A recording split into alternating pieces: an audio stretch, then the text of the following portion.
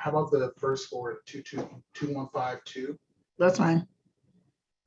Because I made the master code the 2916. So it's Okay. not like, Okay, 215, that's fine.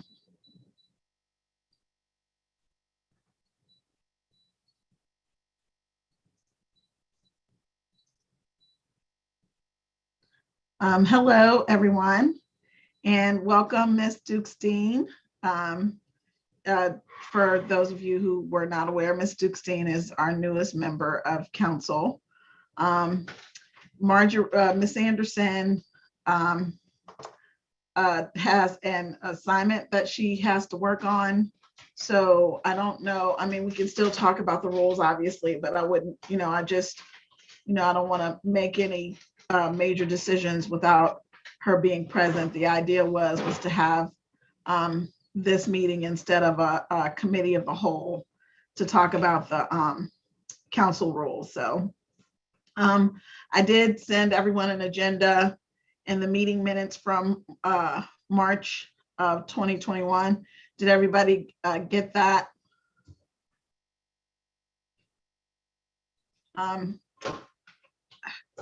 Is it Arias or Arias? Can you hear me? Yeah, I can hear you. It is Arias. Arias. So when I was trying to send emails, they hadn't set your email up yet. Have they set your email up? They have. Okay.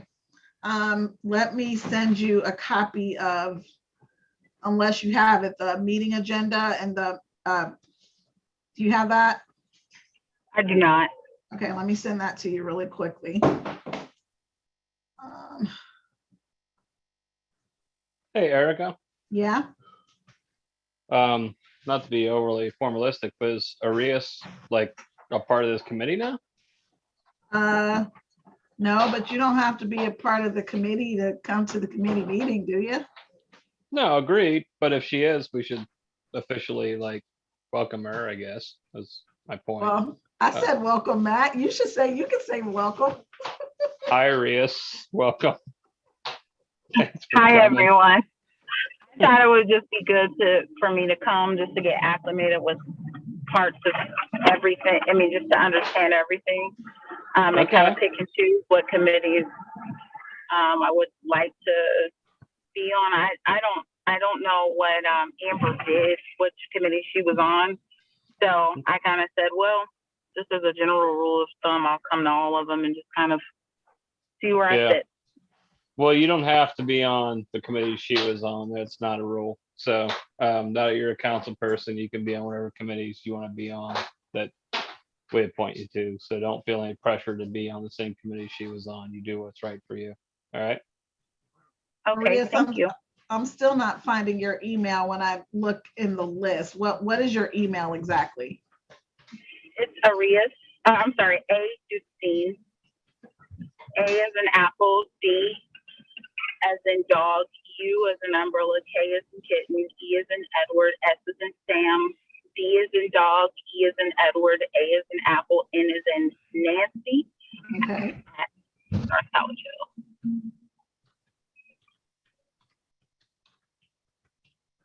Let's see if this works.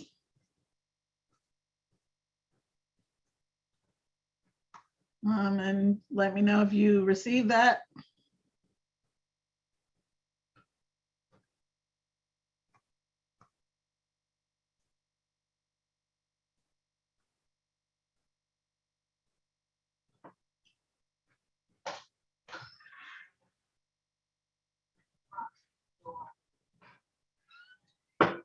Did everybody have an opportunity to review the minutes from March 2021?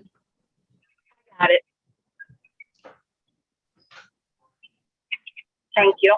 You're welcome. Did anybody have a problem with the minutes from March 2021? I'm just gonna take that as a no. I did not. I'll respond. Sorry. Thank you. Sometimes the screen gets like 3 screens down and it takes a minute to get to my mute button. So I apologize. No worries. Okay. There's no legislation for this meeting. All I have is just old business. Legislative procedure. There was something Mr. Miller Novak was going to follow up on for us. Did you have a chance to do that, Mr. Miller Novak? Are you talking about like videos per minutes? Is that Yes. the thing you're referring to? Yeah, it's inconclusive. So I was talking to an opposing counsel in a case that represents a city that I was suing. And I actually asked him what his thoughts were. And it's really complex, but we talked about the case that kind of addresses it. And to make a long story short, he did confess that he has a few clients that do it, but he wouldn't tell me who his clients were because he was worried I would sue him. So I guess to make a long story short,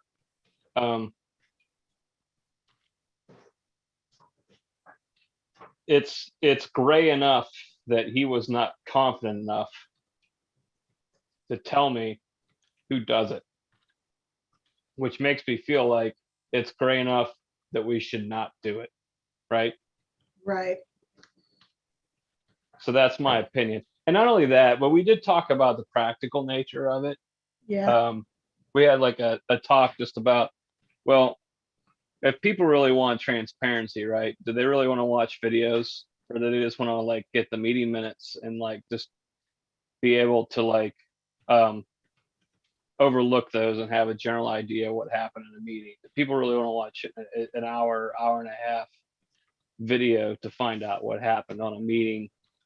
Like today's meeting is our finance committee, our rules and public policy meeting on April 26th.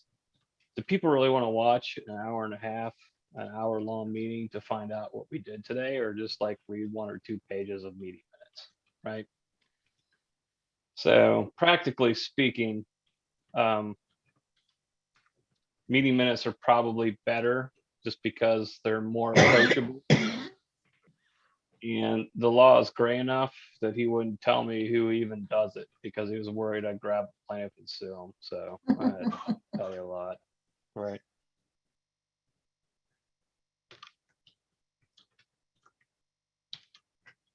Okay. To make a long story short, I suggest we keep taking meeting minutes. Yeah. I think it's probably just easiest to save them however they're being saved on the website right now. Just forward them to whoever saves them on there and just have them put on the website. I don't really know what that process is, but that seems to me like that would be the easiest thing, unless somebody else has another idea.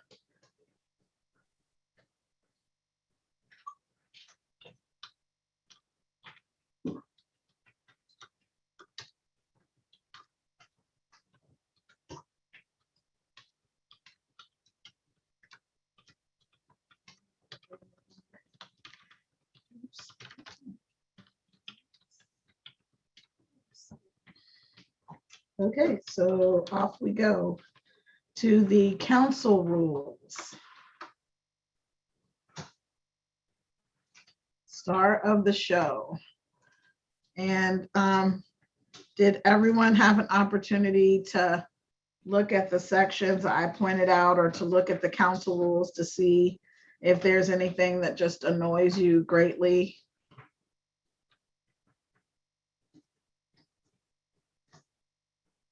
Madam Chair. Yes.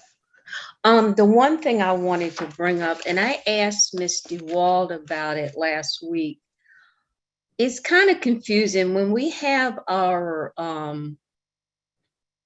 agenda items for the main council meeting.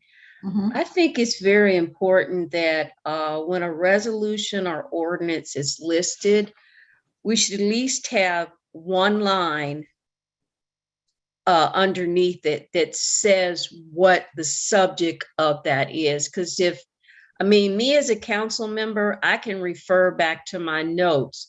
But if someone is in the meeting and they have our agenda, or they're online and they have a screenshot of our agenda, we should have at least just one line underneath the ordinance and resolutions. It might just say fire levy, or it might say street levy, proposed street levy, you know what I'm saying? But we need that on the agenda, because that's kind of confusing, because we have a lot of ordinance and resolutions, and we can't just memorize them, but just one line in parentheses, just telling us, you know, and that's just convenient for council and for visitors to meetings. Thank you. I think that's a great idea. Do you have a suggestion for where we could add that into the council rules? No, I don't. I just noticed in the past several meetings that there's just, it's nothing there. To me, I would think that should be a given, because it's just a brief one line. I mean, it could be 2 words, you know, 3 words. So to me, I asked Miss DeWald, because she, you know, she types up the main agendas for us.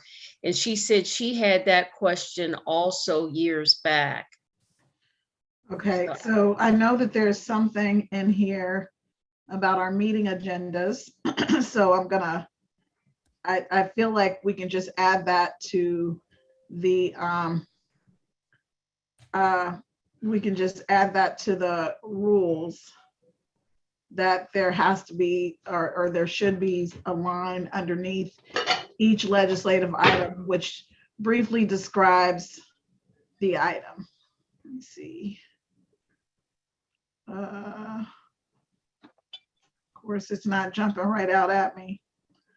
I'm gonna ask Ms. Zorb and Mr. Miller Novak if you know where that is. I'm searching, I can't find it. The only thing that I found is that says council agendas in new business, and that can't be it. So let me keep poking around. Is it the 7.1 order of business? That can't be right. Section 9 says ordinance Might and be. resolutions, but I'm not sure if it pertains to the agenda. It's 7.1, just, it describes like what the order of the business is, but it doesn't, so that's where the agenda comes from, I think. But it doesn't say agenda.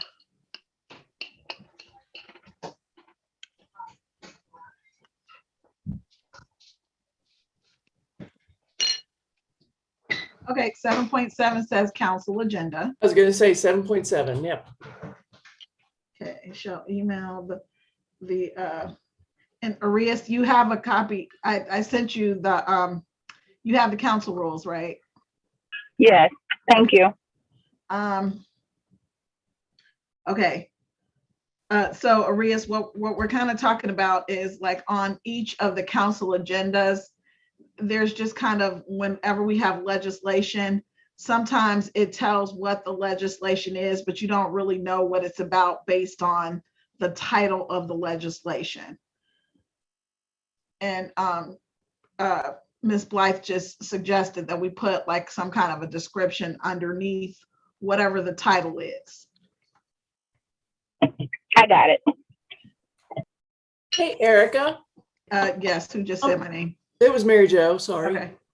In 7.7, where it talks about the council agenda, I almost feel like after it says all legislation and agenda items must be sent to the clerk by Wednesday at 10 p.m. in order to get on the phone, we could say something in there that says, and the legislation must include, I don't know, I wouldn't say brief synopsis, I would say a concise, I don't know, help me wordsmith this. I don't know. Maybe a one-line description. Summary. I Sure. mean, One a line. There you go. summary. Okay. So, Look at you summarizing by using the word summary. so I could add in that I one time saw like one of the defendants in one of the actions I had a rule that essentially the council had to get, no doubt, had to read the entire law. So if they had an ordinance, technically speaking, the rules they had required them to read it word for word, unless, so when they voted to suspend reading, they actually had to vote to suspend reading the ordinance word for word. So some governments actually do that. I think that's insane, right? Because that's crazy, Right. right? It's almost just like busy work and stupid and doesn't make any sense. But I think Mary Jo's right. I think just like we could have something that just basically says a summary or a synopsis. I think we can use any word we want that just is like a summary of the law that we're about to pass, right? I think we all know what that means. That means that, like, let's say it's we're going to pass an ordinance to, um, assess Where's the harness? property taxes for, the folks that failed to cut the grass or something like that. Just like a paragraph that basically says that, right? Okay, that makes sense. And actually, Matt, that's an excellent example because most of those are, it just says something about appropriation or something. I don't know. It's something, it has a goofy title that it is really hard even for a council member to follow them and know what that was historically. So that's, Agreed, and that's almost why I used it, because it's Yeah. like something like assessing property, something you have no idea that essentially these are the people that failed to cut the grass, right? exactly. Yeah. Yeah, because it's a great example. Yeah, that's what Mr. Wald said, that some legislation is so generic, you could look back on it from 4, 5, 10 years and you would have no idea Right. what that agenda item was about. But like you said, just a one-line brief summary, straight to the point would help. Okay, makes sense. And just put it in, you think 7.7? Yeah, I think that's where, I think we can make it fit in there. Okay. Yeah. All right. Look at us accomplishing things. Okay. Yeah, I have a thought too, Erica, when you have a moment.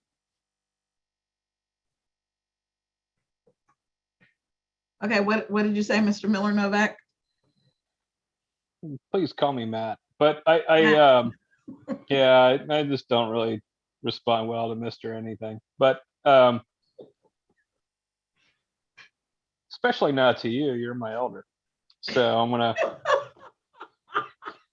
You just have to rub that in there. Don't you, Matt? I'm sorry, You might buddy. need a dentist soon. Hey, the one thing that always drove me nuts is that we have these limitation rules about council deliberating during, and I mean, and I don't have the rules in front of me right now, but we do have limitation rules when it comes to deliberation on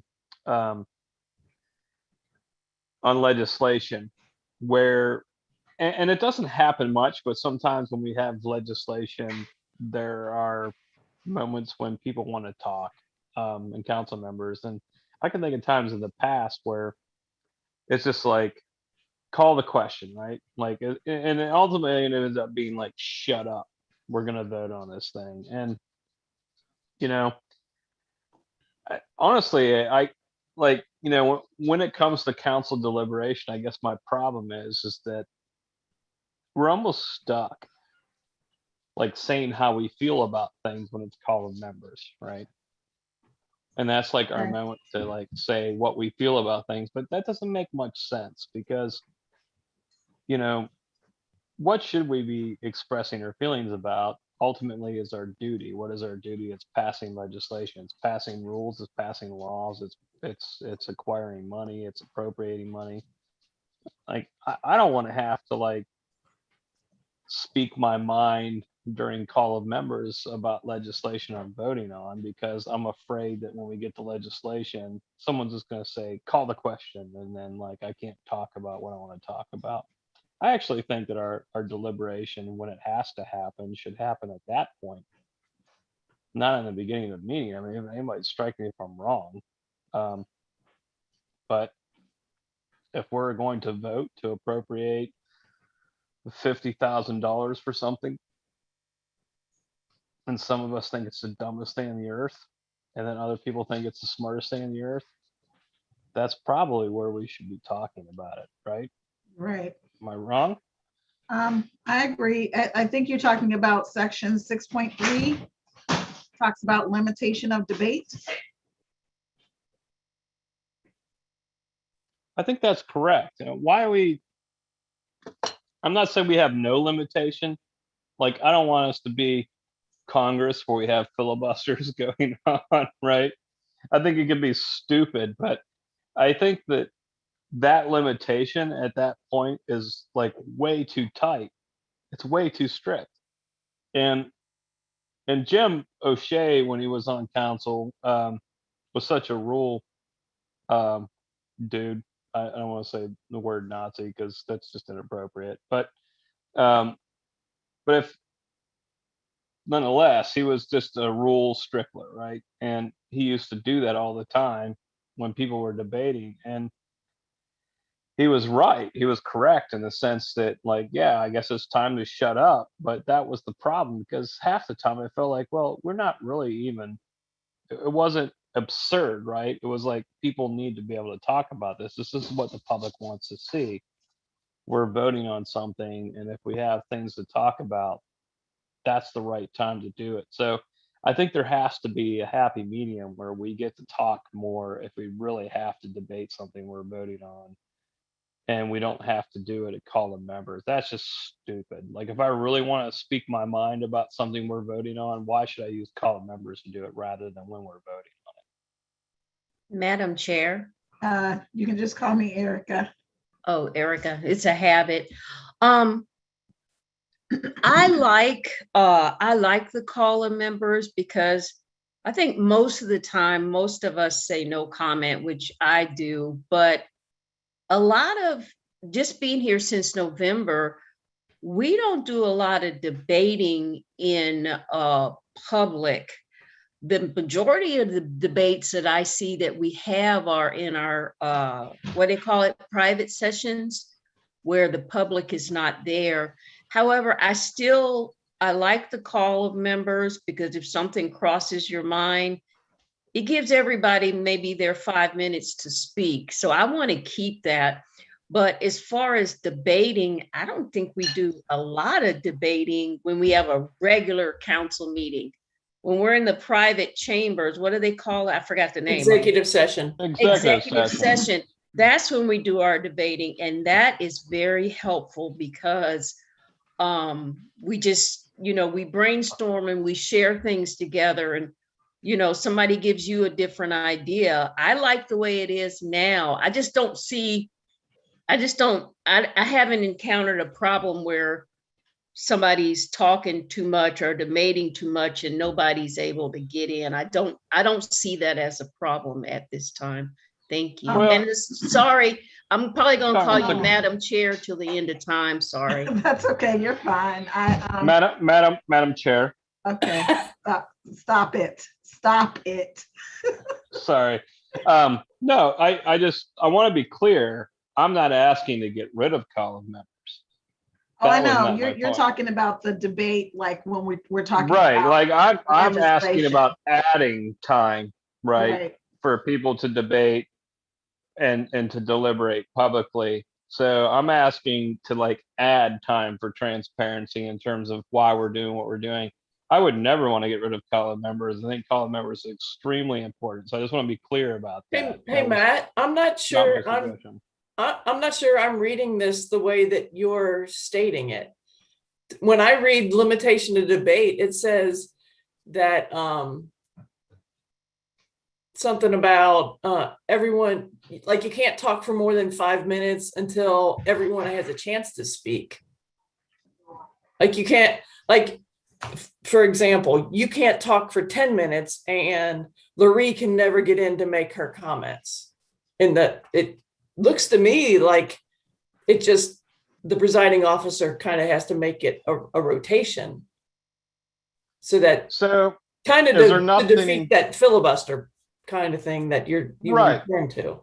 Is there nothing about like calling the question or something like that to just like shut it off? Because I feel like that's what always happens, right? Like every time we've had something where we're debating it, I feel like someone's always like, call the question, and then it shuts off the debate. Is there Well, anything about that in there? Yeah, it says the presiding officer has the authority to limit debate after all members have had reasonable opportunity for a full debate of the matter, provided that a majority of council may on a motion overrule the decision of the presiding officer to limit the debate. So basically, apparently the way it's been done in the past is that the president maybe limited, somebody's called the question and the president just allowed it, but then somebody else can apparently make a motion and everybody can agree to overrule, or I guess it would take a majority to overrule the president, unless you guys want to do that some other kind of way. Well, you know what? Maybe we've just been not doing it right. And that maybe we Probably. just need to understand that, like, when someone says call the question, that doesn't really mean anything, because that's what's happened in the past. Yeah, I'm aware of that, and I've seen and Ms. Blythe, I've been to some meetings where there was some great debate. That was way before I was on council. It was just the council meetings would go like 2 and 3 hours sometimes, and there was lots and lots of debate. There was almost too much debate. I don't. So, Erica, actually, so I just searched for call the question, and that's even in here. Oh, it is. But it What's that? says approval by the majority of council of a motion for the vote on a current item shall close the debate, and council shall immediately proceed to a vote on the current question. But here's the next part. It says the motion may only be made. Excuse me, the motion may be made only after each member has had an opportunity to speak on the matter. So again, I mean, if one person wants to talk for 10 minutes, then I guess it still can be limited, but everyone still has a chance to speak on the matter, even if somebody says call the question. What section is Well, that in? it sounds like we've just been misusing it. 8.3. That's what I think. Mary Jo, I mean, like you know what I'm talking about. Yeah, right? I do. And I think you're right. I think we've been doing it wrong. So, and I mean, we all need education. We all have room to grow. So I don't see any problem with the way it's written. We just need to act on it the way it's written. Miss Underwood, I'm sorry. Yes, Mayor Nichols. Yes, if I can.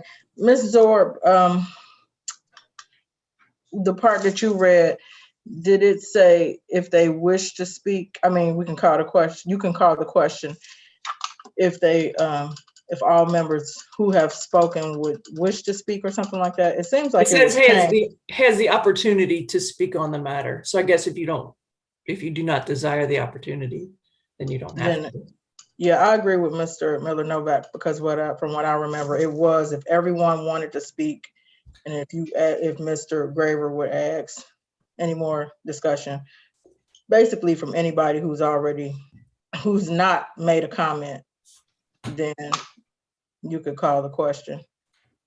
But for some reason, I was thinking it was just on a vote, not a debate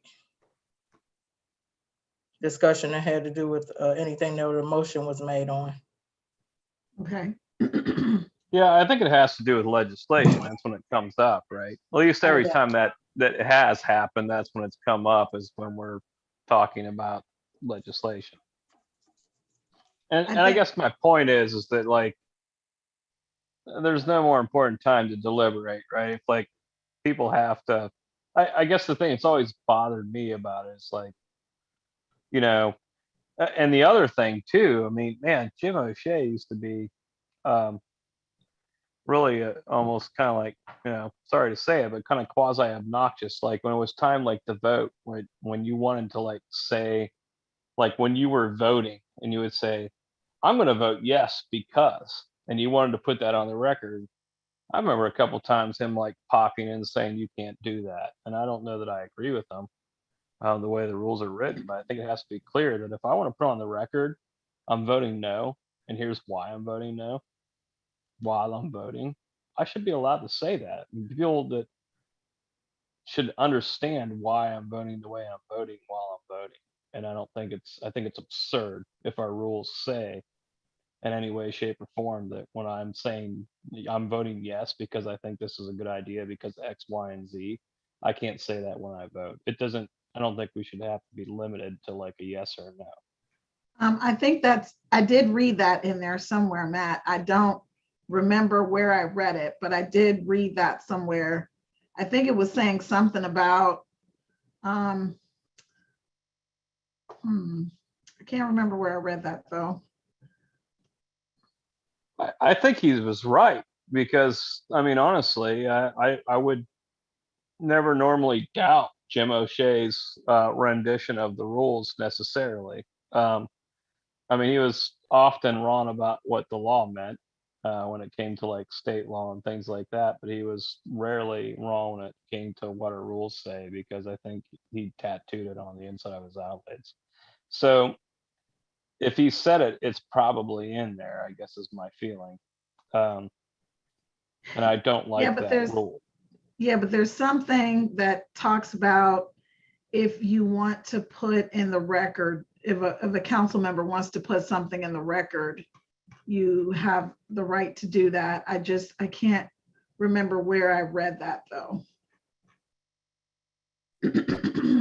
Well, I don't think it should be hidden. I mean, Does anyone or at know if least- it's in Robert's rules? You can't do a search because you got to pay money for the Dagburn thing. Does anybody know if it's in Robert's rules off the top of their head? No, but I have. I actually don't, but like Robert's rules are just like they don't dictate how we run our meeting because we have our own rules. I think we should always remember that Robert's rules are just like this standard guideline. It's just something that exists, right? That people tend to model things after, but it doesn't mean that they have any legal weight in North College Hill whatsoever. Just to be clear about Robert's rules, because people bring them up like they're actual law and they're not. Well, what we can do, it's easy enough to just say, add it to 6.4 where it says roll call vote. Like, we can just add something that says if the member wants to explain their yes or no vote, they shall be given X amount of time to do that. Is that? Yeah, that's fine. I mean, again, I don't want anybody using that time for like some kind of stupid, speech, I mean, that's like super long, but like, yes, I think we should make sure that any council member has the ability to like give a summary of why they're voting yes or no on something so they can put on the record if he or she chooses to do so. Because, I mean, at the end of the day, nothing represents us more than our votes, right? And But if a why- council member really wants to like explain their vote in a few sentences, they should be allowed to do so. So Matt, tell me Madam why you Chair. wouldn't have taken care of that during discussion instead of, why do you want to do it in the vote versus in discussion? I guess I'm trying to understand why you want it there. Can you help me?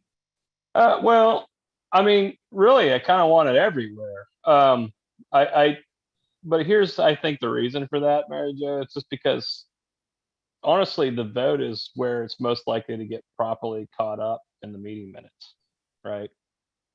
Because that's the easiest time to record it, I guess, would be my point. I mean, I want people to be able to bring it up in discussion, but I also want, we can just limit people to like 60 seconds or something like that, like a minute, just so they can have a sentence. It's really easy to record. I'm voting yes because of X, Y, and Z really quick. I honestly, what people get really fumed about, because again, like a portion of my practice is suing governments for lack of transparency. And I know what my clients get fumed about, and I know what people get really distrustful about.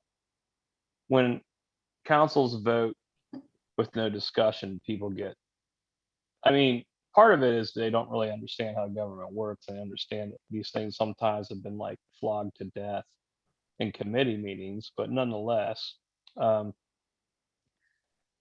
that's the transparency people want to see. People want to see an explanation of why people are voting a certain way. And I think that's where you get the most out of your transparency. Someone say, I'm voting yes because of X, Y, and Z real quick.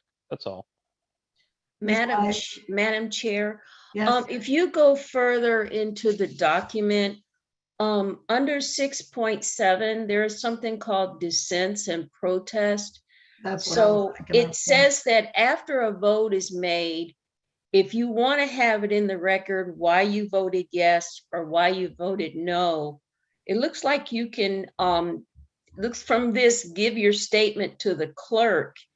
And then when the minutes, it has to be done, I think it says before the next regular meeting. So I guess you have 1 month to do it. So in the minutes of the next regular meeting, how you felt about that vote, it can be posted in there. That way it is a public record. And that's 6.7. 6.7, okay. Yes, Well, thank you. and Madam Chair, I should say that our rules, like I remember when we imported these from Cincinnati. Like, just so everybody knows, like that's kind of like the clay we brought, right? When we did these rules, it's from the city of Cincinnati, which is much more formal Right, than we probably really need to be in North College Hill. I mean, I'm just saying, like, I guess I know that there's possibilities, but I think at the end of the day, we have to ask ourselves, does North College Hill need to be near as formal as Cincinnati? No, that's the answer. No, we don't. I think it's, I think that we can, I mean, I like the 6.7, like if you want to put it in writing, and I like that section, but I think that it would be okay that if I mean, you're not required to, but during the roll call, if you want to just say yes, and the reason I'm voting yes, just to give each person 2 minutes if they want to say like why they're voting a certain way. I don't see how I don't think that would cause too much of a problem. I mean, I don't either. I mean, I just really don't foresee any of us abusing any of this, right? I just think sometimes I think we waste more time debating our rules than we save by having rules, right? Like I've seen it since I've been on council. I've seen us waste more time debating the formality of our rules than the formality of our rules sometimes have saved us. And I think we're a very small city. I think, in Cincinnati, people have like staff members, right? Like it makes more sense for them to have really formal rules that kind of conduct the way they do business. In North College Hill, it just doesn't. right. It just doesn't. We're not that big. We don't have staff members. I mean, we're small. This is our second job, right? We just don't Right. need all these things constraining us. I think there needs to be some time limit so we don't have 4-hour meetings. I think you described a couple 3-hour meetings. I don't, but in the entire time I've been on council, I guess, which has been about 3 or 4 years, those are pretty limited for the most part. Sometimes we need to exercise demons and have really long meetings, but more often than not, we don't. And when we do need that, I guess we just need to do it. And we Right. need to talk through things, and we need to have open, honest debate that the people can then witness.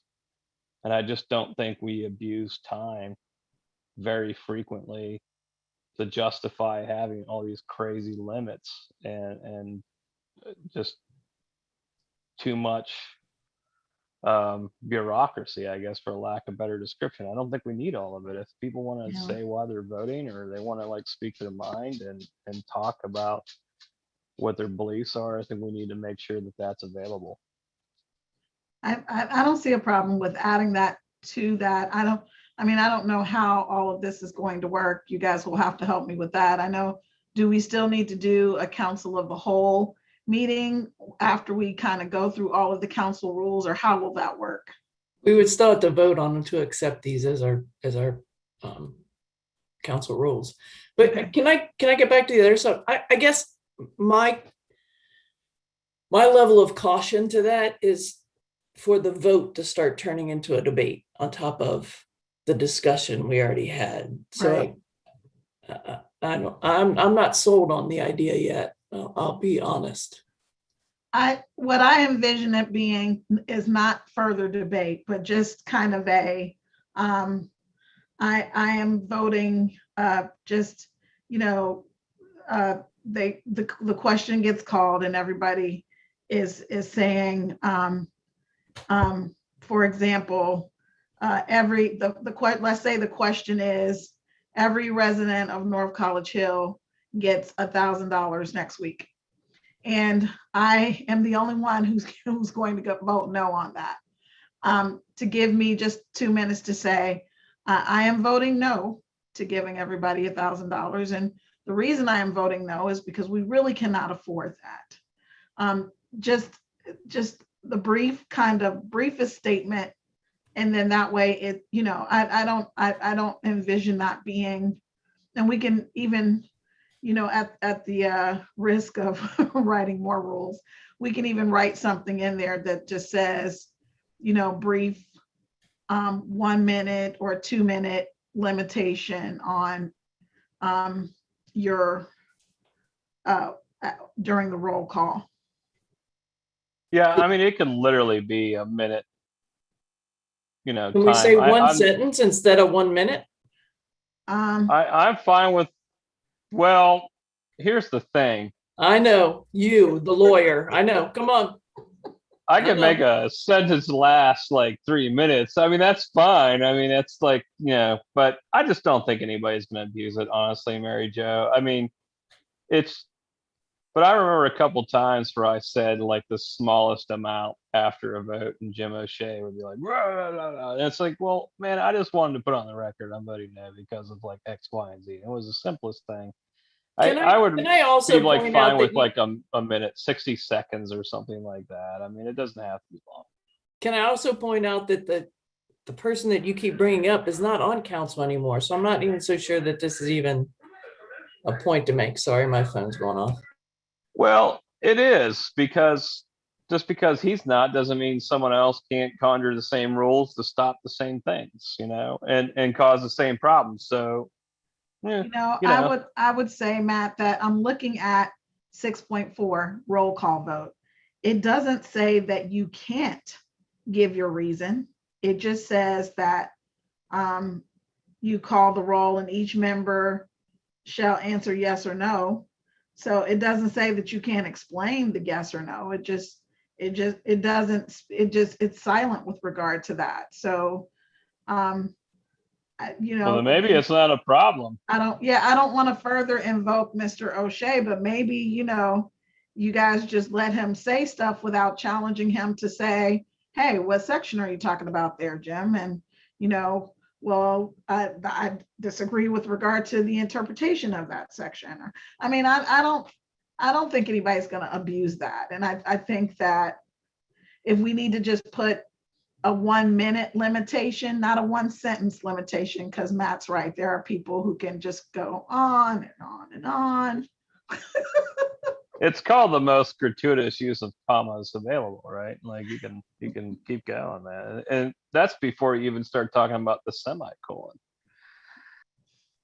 So, well, maybe we don't need to do anything. Maybe Jim was just wrong, and that's just the reality of it. So maybe we don't do anything. If there's no rule that says that you can stop a person, then I say leave it alone. Yeah, it's under roll call vote 6.4. It just doesn't speak to it. Well, then I think he was wrong when he would do that. So I think we just let it go, which is fine. I mean, I'm just trying to have transparency behind our decisions, and not just even for the public. I think that, again, as elected officials, we should be able to explain why we're doing what we're doing.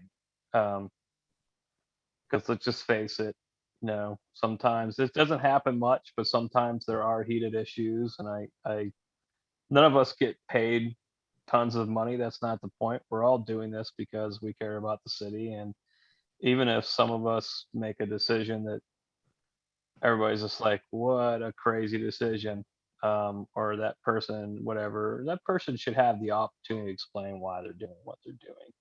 Right. And I'm just saying that, right? Because there are times when people vote in ways I'm just like, what? But they should be allowed to explain that, right? Because Right. I just because again, I think that everybody here, whenever they make decisions, are making them for a reason they think is the right reason. I think they should have the opportunity to tell the people that. That's all I'm saying, right? Makes sense. It's I'm not trying to limit anybody's debate. I'm just kind of pointing out to everyone that we still have quite a few things to discuss, and it's already 7:20. Like time. Can I say call the question? We can call the question, and then I could tell the reason why I'm going to vote the way I'm going to vote. I don't think we're going to get through everything. But I would like to ask everybody's opinion on summer session, because we're coming up on summer session. And, what I find most annoying, or what I found most annoying when I joined council, was this business about, where we limit the number of meetings during the summer to 1 per month. And then around the holidays, we have to have extra meetings. I would rather just have 2 meetings every month rather than having extra meetings around the holidays. That's just me personally. Does everybody else have an opinion about that? I'll tell you mine. So I don't think having extra ones in the summer is going to have any influence whatsoever on the ones at the end of the year. And I think the ones at the holidays I'm assuming you're meaning like in the December timeframe. Right. I think those are just usually budget related, and it's time constraints, and it's just is what it is. It's kind of like because the budget has to be done at the end of the year, and that's just when, I don't know, I think that's when the numbers come in. I don't know that you're going to ever run away from that possibility. And I don't think, because the stuff in this, like the stuff that we're talking about during, I'm going to call it the Christmas season, is not necessarily even in effect in the summer. So it's not like we could talk about it in the summer. And I think it's kind of to give us all the opportunity to take a vacation and not miss a meeting. Right. Well, I agree with Mary Jo in the sense that she's right. Like, having more meetings in the summer is not going to alleviate the kind of cluster mess that happens around the holidays. But at the same point in time, I think what always inevitably happens is we end up having special meetings in the summer, because 1 meeting a month is not enough to run this city. So I'm kind of fine, if we wanted to, like, say summer session, we're not doing it anymore, to have 2 meetings in the summer, just so we have to have less special meetings. And then and to, like, touch on Mary Jo's point about vacations, though, I think I'd be more worried about that, Mary Jo, if we didn't always excuse people's absences when they want to go on vacation or they're sick or whatever. I mean, we're usually very friendly about that. So is that really a problem? You know what I mean?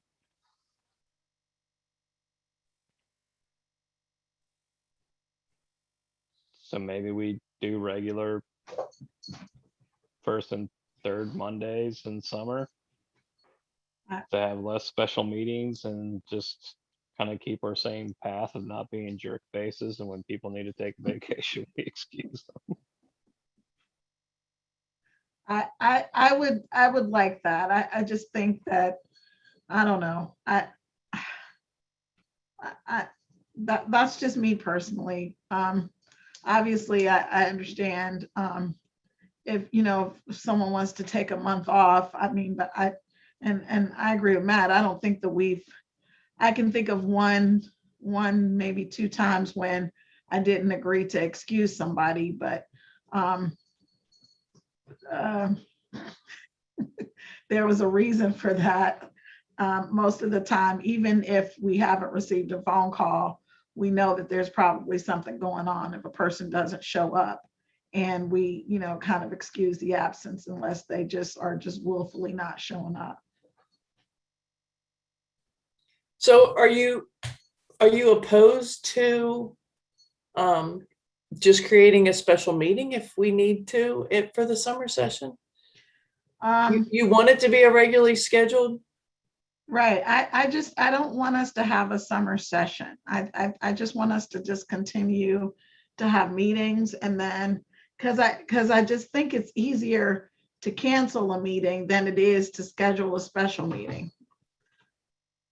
Because you have to get signatures and you have to get 4 people to agree, or whatever all of that is. Does that make sense? Yeah. Yeah, I it can does tell to you, as me. far as the charter is concerned, it just says council shall hold not less than 12. Okay. Well, So- as far as the charter is concerned, as long as we have 1 meeting per month, we're not violating the charter, right? So we already are working, technically speaking, above and beyond the call of duty when it comes to the charter. So our council rules basically are setting rules that are beyond what the charter requires of us to have 2 meetings per month for 9 months out of the year. But I'm with Erica. I actually just think it's easier. I think every summer session I've been on council, we've had to set special meetings. It's just like, what's the point? Why we have 1 meeting a month if we actually don't just have 1 meeting a month? What's the point? And I don't know about previous councils or other councils. I'm sure somebody will educate me as soon as this comes out of my mouth. But, for this council, most of us are on every committee. So we all literally come every Monday. Like, we're here kind of talking, because all the core, Mary Jo, me, Miss Blythe,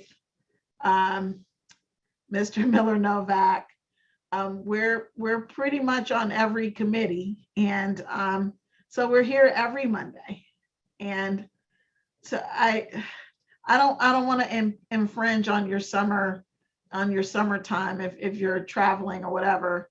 I just don't think that we should. I think I would just rather have us just continue to meet throughout the summer, for whatever reason. Well, Madam I Chair. support that. Yes, Ms. Blythe. That doesn't seem like much of a problem, but I think that during the summer months, when someone is missing and we always vote to excuse, it should be like an exception during the summer month if someone's missing. Like sometimes we have to vote to excuse absences. So it should be a little bit lenient for people also. Oh, Thank you. And Ms. Blythe, I really do believe that for the most part, we are extremely lenient about anyone who's missing, because I can think of a couple of times, I can't remember who, but if I know that Matt's at every meeting, but he's not here for some reason, I know that there must be something that happened, and we just vote to excuse him because he's at every meeting. But the only time that, again, that I've encountered an issue was when there was somebody who just stopped coming. So I had a problem with that, but I mean, other than that, I agree with you. I think that that doesn't even correctly captivate. Okay, so obviously we're right up, pushing up on 7:29. I want to be respectful of everybody's time. And so we're let me go back to the agenda. Let's see.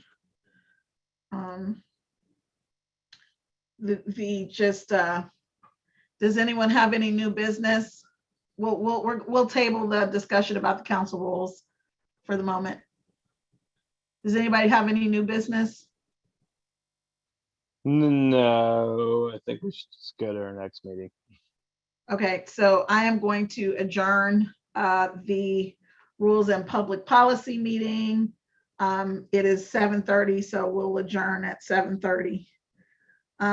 Keith, do we need to do another graphic for public safety, or do we just go right into the meeting? Go ahead and go right into the meeting. Okay, so, all right, welcome to our public safety meeting now. Does anyone need to take just a brief 5-minute break? I'm fine. Okay, everybody's good. So I haven't sent the public safety meeting minutes just because these are a little more, you know how much I like to type, probably too much. And so I'm just quite not finished kind of summarizing them. So I will get them done and I will send them to everyone. There is a piece of legislation on our agenda that I did send everyone a copy of. It's the Sundale Avenue project. Mr. Mosby, are you here? Yes, I see his name. Yes, I'm here. Can you explain to everyone what the Sundale Avenue project is and what this legislation is? Yes, thank you for this opportunity. So, of course, the Sundale Avenue project is a street project that was on our long range list of projects. So we had the bid opening, the bids came in. We saw that Neiman had the lowest bid. The bid actually includes a few things. It doesn't include, excuse me, I'm sorry. It includes more than just the street. It also includes water. And then there is a portion of sewer that needs to be rerouted. So all of those things together came to the approximately $1.9 million project. And of course, since it is such a large amount, then council then has to, in essence, give me permission to enter into a contract with Neiman so that we can get the job done. The reason that I did this is because at this particular point in the year, we are already into the construction season. And so I did request that council consider that when they go into the next meeting, so that I'm hoping that council would consider suspending the rules so that we can get this passed, and then I can work with Neiman to go ahead and get started on the project. If we are able to get obviously started as early as possible, it will probably last beyond October, of course, but we will be able to get a lot done between now and then. So that's it in a nutshell.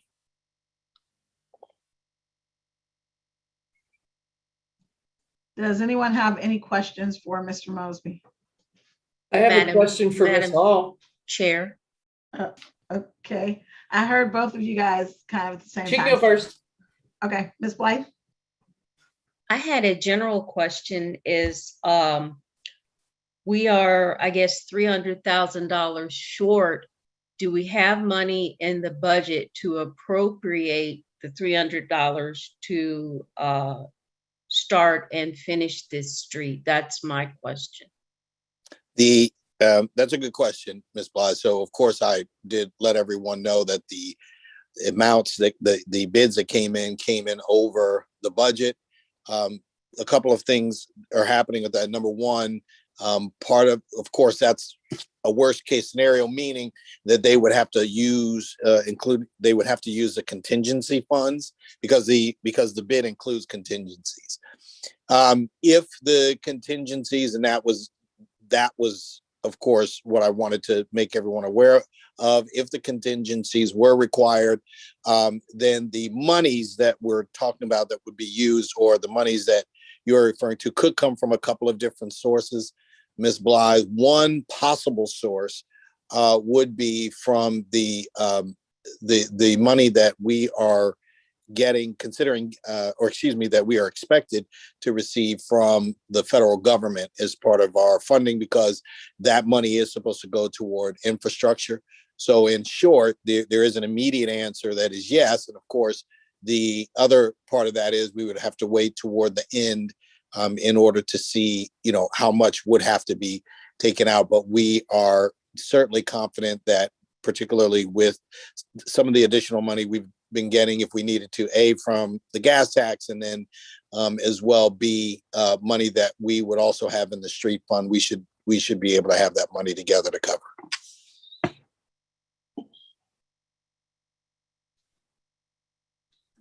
Ms. Orr. So my question is for Ms. Hall, and I'm wondering if this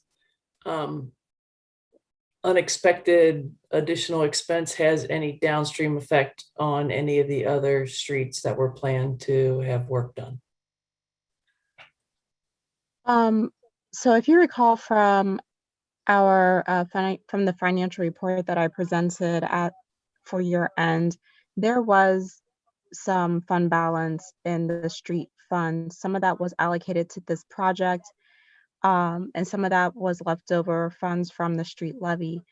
I had proposed to Mr. Mosby that in the next finance committee meeting that we discuss drawing down some of that fund balance to cover this expense, this additional expense that we did not anticipate. So as far as it having long-term or repercussions down the road, I don't foresee that, because I have the $590,000, approximate $590,000 that we need for Hamilton Avenue and some of the other projects that we already have down the pipeline. We are already kind of mapped those out. So this won't have any negative impact, if you will, on our financial outlook. Thank you. Does anyone else have any questions for Mr. Mosby or Ms. Hall?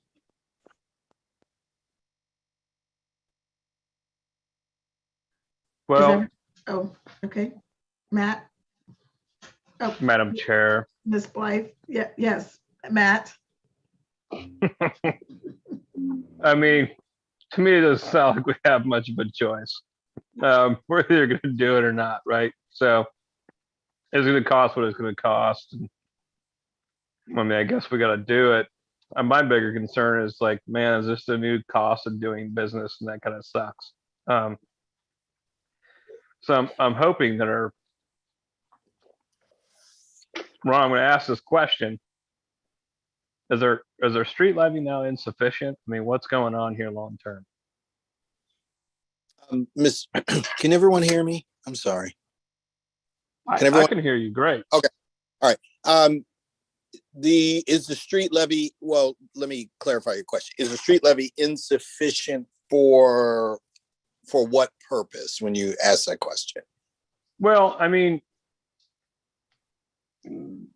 we've always been able to, like, a street levy is always paid for fixing a certain amount of roads a year. Is it now not going to perform in the way it's performed in the past? I guess that's my concern. I mean, Sundale needs to be fixed. It needs to be fixed. We just have to swallow the pill and deal with it. But what's going on in the future? Well, so again, I wanted to make sure that I pointed out the worst case scenario, which is why I explained tonight that it included the contingencies. So, Mr. Miller-Novak, I think on the bright side, if history serves us or gives us any indication, the Loboto project, for example, came in under budget, pretty significantly, actually. So it all depends on, there's several factors, quite frankly, as you just pointed out. There is, the cost of materials. as many of you know, every sector has been hit as a result of not just the COVID, but if you remember even more recently, the situation with the ship that was in the Suez Canal. And, that severely impacted a lot of supplies. I know that in many cases, there were business projects, construction projects that have been backed up, several weeks. Do I think that is going to, do I think that part is going to continue? No, I don't think so. I think we'll, get back on track when it comes to that, perhaps in a few months or so. But no, I don't see this as being an indication that our street fund is going to be quote unquote insufficient. What they used to have, and this is another thing that I think is important for this council to understand. So it used to be that a while ago, we did have, ODOT used to have kind of a split where, 80% of the money for the streets would be, would come from grants, and then 20% would come from the local municipality. That has changed. And so now pretty much what they're doing is, 50-50. But I do believe that in talking with our engineers as well, as we are looking down the road for, the grant opportunities, one that, in fact, that's what we're doing right now. For example, the one that Ari just brought up a moment ago, which is Hamilton Avenue. Even now, even though we know that we have to set, that 590,000 aside, there is a possibility that we would be able to receive some grant money from that as well. And obviously that would allow that money to go right back into, our funds. So there are obviously going to be many factors, again, Mr. Milanovic, but I don't see at this particular point, at least, I don't see our street fund as being in jeopardy. Madam Chair. Yes. Since we were going to discuss the street levy at this meeting, and this street levy was voted on before I was on council, and I understand what you're saying. We have a mix of government support and grants, but right now the street levy is 4.8 mil, and it generates approximately $125,575 per mil. And the annual generation, just for the levy itself, is about approximately $469,000 per year. So I got that information. Ms. DeWald emailed me that. So that was my question too, kind of like what Mr. Miller Novak said, is this levy generating enough money? But I see there's different prices on streets, different things. And I had also heard that the ship that was stuck would cause, huge delays and price increases. But I just wanted to know. So it is generating approximately $469,000 per year.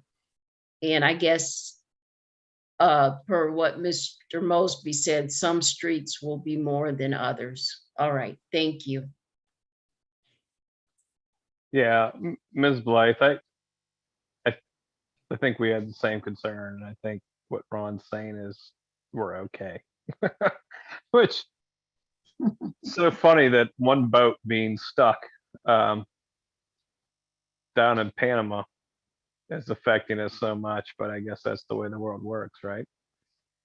Yeah. Okay. Does Crazy. anybody else have any questions for Mr. Mosby?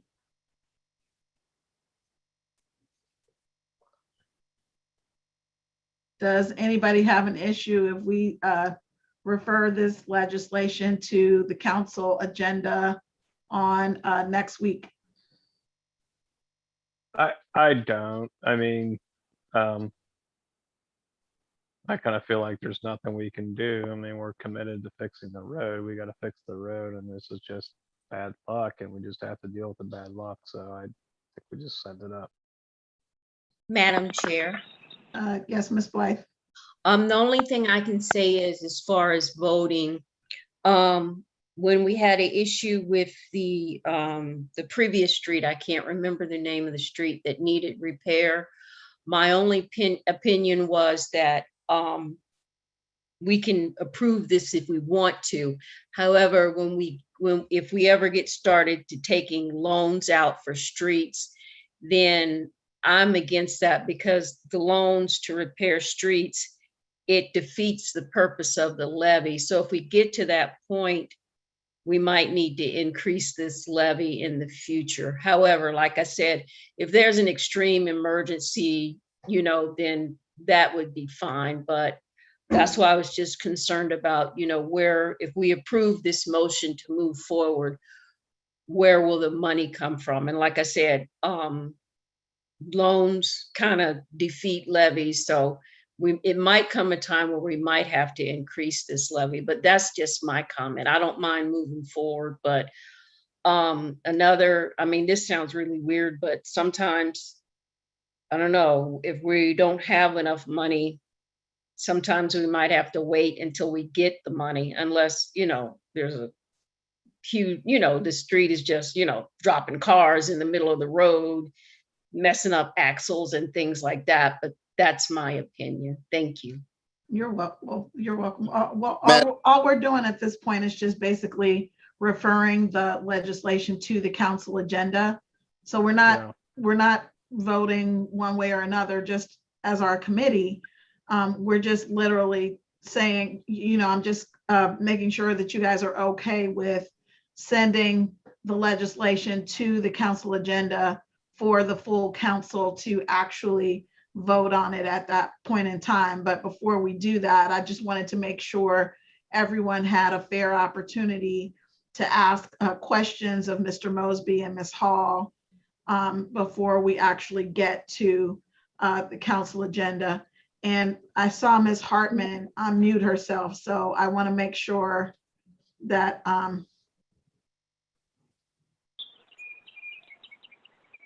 Oh, no, I was just going to say, yeah, go ahead and let's present it to council. Okay. Madam Chair. Well, number one, Miss Hartman has some beautiful birds, sounds like. Yeah. Well, I don't know what that's all about. What is that?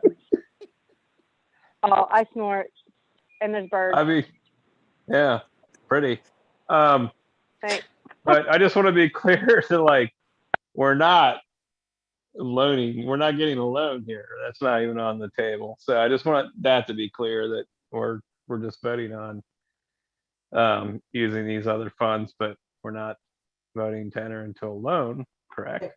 Mr. Mosby, can we just verify that we're not getting a loan for this? We are not getting a loan. Yes, hold on. I wanted to address that, actually. Yeah. So technically, from a procedural standpoint, it is a loan. Okay, 50% is grant, 50% is loan. Typically, however, what council has done in the past is said, okay, when it comes time to pay the loan, just pay it, 100%, which there's nothing wrong with that. But we don't pay it up front. What we do is obviously we wait, or we make progressive payments on the project, and then at the end, when everything is due, they will, then of course the state will send a bill, and actually it comes through our engineering company, and then whatever the amount was, they will then say, okay, this is how much you would owe. And so what council would typically do, particularly if we were directed, we would just make one payment, and then we would pay the entire thing off. Ms. Bly, though, brought up a point, and I just wanted to make this clear. The fact that we have a levy that will raise funds, it doesn't have anything to do with the fact that some money can be borrowed. The situation with Prospect, to be clear, was that Prospect was not a scheduled street at the time. Prospect had been on the list but it did not what they would call make the cut. In other words, we were not able to get that 50-50 mix, but it was just below, if I could, it was just below the line. In other words, it just didn't make it. The county has certain revolving funds. And when I say revolving, they are basically their loan funds that they loan out to municipalities in order to get public works projects done. And then the municipalities pay that money back, and then the county then turns around and, loans it out again. And so that was what we had the opportunity to take advantage of. And of course, council chose not to, which is fine. But they were loan funds. Yes, they were. But the money, we certainly had revenues in our fund in order to make these annual, semi-annual payments, because the money is interest free. I mean, basically, if we borrow the money, we're not paying any interest on it. All of that money is interest free. So we're basically borrowing free money, which then allows us to, instead of us paying back all of the money at one time, it does allow us to manage and be able to use those funds for other additional purposes. Because let's remember, we're not just doing streets. I mean, these would be basically everything that pertains to public works. Part of it could be sidewalks. Part of it could be, we could use some of the money for, pedestrian improvements or anything that would be related to the public right of way. So yes, technically it is money that would be loaned to us. But ultimately, what I know council has done in the past is to basically say, let's just pay the entire amount back at one time. I would like to hop in real quick. Like Ron did say, yes, part of it is a grant, part of it is loan. But like Ms. Blight said, we only receive about $460,000 a year. Just so that you understand, one center lane mile is approximately $1 million. If we waited to accumulate enough money in our street fund to do the roads completely cash, we'd be waiting every 3 years to do just one side of the road. We wouldn't even be able to do 2 lanes, just 1 lane, and just 1 mile of 1 lane. So we have to leverage that money by applying for these grants and matching, using the revenues that we receive in our street levy to match with certain grants or to match with certain loan programs in order to get more work done, to basically leverage that money to get more things done. So I just want to put that out there, that getting loans or zero interest loans to get the roads done is not a bad thing. Almost every single city does this. And it's only because our levy monies can only go but so far. We would be waiting every 3 years just to do 1 mile on one side of one road. So I just wanted to put that out there so that there's no misinformation getting out. If I could add something, I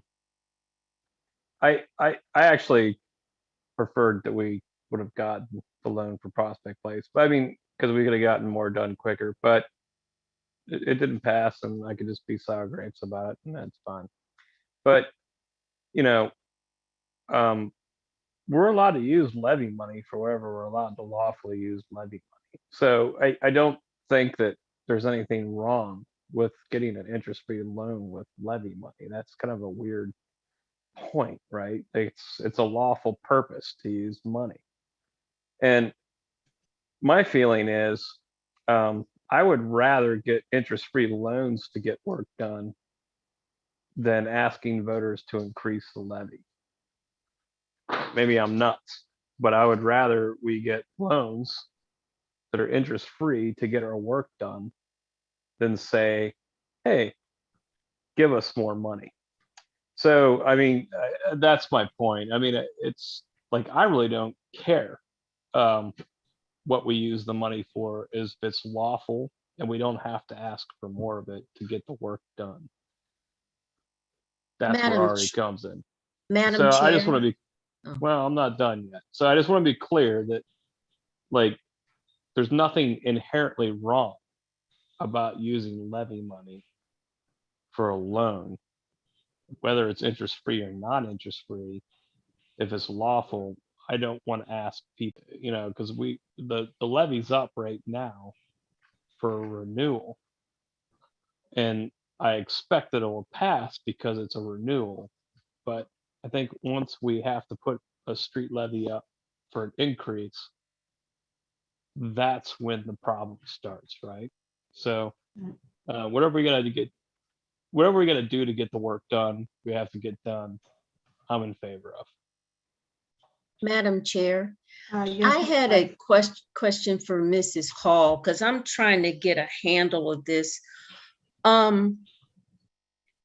Here's my question. If we want to do, let's say we want to do 2 to 3 streets a year paved, and maybe we can't afford to do all 3. If we start taking out loans every year for, let's say, to get the other 2 streets done, and then during a 5-year period, we have, let's just say 6 to 8 loans for streets that we didn't have enough money for 4 or 5 years ago. What is the maximum level of street loans that we can carry? You're muted, Ms. Blythe. You're okay. Oh, I'm sorry. I'll start all after over. like, well, no, you have to start at is like, what was the maximum amount of street loans, and then you cut off at that point. That's like, Yeah. Question is, Okay. I mean, if we want to do 3 streets per year and we only have the money to do 1 street, okay, so we take out loans for 2 streets per year. How many in a 5-year period? What is the maximum amount of loans that we can handle? If we take out 2 loans every year for 2 streets, and at the end of the 5-year levy, we're left with, let's say, 6 to 8 loans, where do we max out on loans, trying to get as many streets done as we can, especially if the streets are not totally raggedy and urgent? Because for the past 10 or 12 years, I rode down Compton Road and I hated that road going through Mount Healthy. I swear it took Mount Healthy like 12 years to get Compton Road. And sometimes I would take the road, and sometimes I'm like, I'm avoiding Compton Road. This road is so raggedy. So where is our balance with taking out loans every year to get streets done? And what is the max? What can we handle? How many street loans can we handle in a 5-year period, even if they're interest fee? That's my question. So we work with our engineers to work out a infrastructure plan to make sure that we are aware of what the cost of these roads would be in advance. We also work with our engineers to get grants so that we don't have to take out loans on every single project. So like this particular project is a combination of the two, so that we're not borrowing, you know, the entire amount of the project. So to answer your question as to how many loans the levy fund can sustain over a 5-year period, just to give you an example, the Laboido project, that's only $5,000 every 6 months that we pay, so 10 grand a year to pay on that loan, for example. And that's the only loan that we're paying back right now. So I mean, it would depend on the amount of the loan that we would take out. And again, when we use part of the levy as well as using grants to get work done, I mean, I can't give you a specific number of loans that fund can sustain without knowing exactly how much, you know, the project is and how much, you know, we're going to say that we're going to issue in loan agreements. So I'm just using Laboido as an example. That's about 10 grand a year that we're paying back on a $192,000 loan. So, and again, the fund brings in about $460+ per year. So there you go. Chair. Thank you. Yes, Mr. Mosby. Yes, if I could also like to follow up with what Ms. Hall said. there isn't a specific answer for a lot of reasons. One would be, the street, the specific street that is being worked on. Two would be the amount of work that would be required on the street.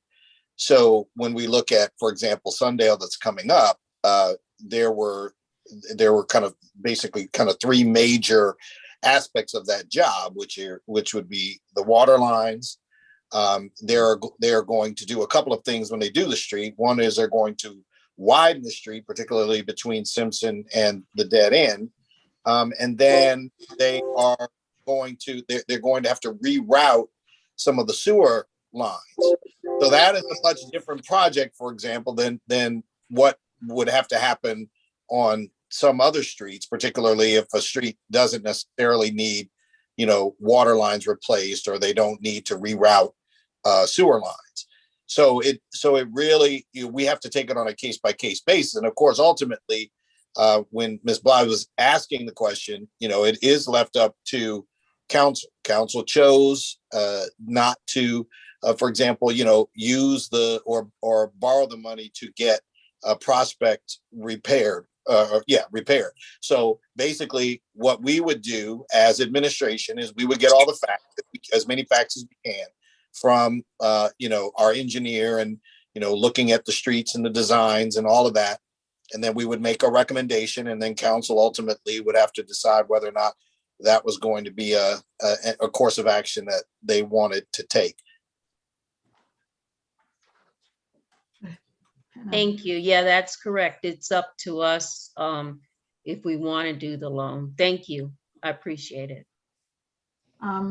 Does anyone have a particular objection to referring this piece of legislation to the full council for a vote? I don't think anybody does, but I just want to make sure. Madam Chair, I do not. I just want to add, this was a good discussion. So thanks, Ms. Blythe, for asking those questions, and thanks for Ari and Ron for answering them. I'd like to say something that, I'd like to say something that I'm not sure that Mr. Mosley or Ari Hall, they didn't say this, but I would think that it would be a part of the timeliness of needing to get it done. Additionally, the timeliness of being able to access grant monies and zero interest free lending is not accessible, I'm sure, at all times. So the combination in doing that right now seems more timely to get as much done as we possibly can to improve our city. I wouldn't want to be like the Mount Healthy example and people avoiding streets just to, drive more comfortably.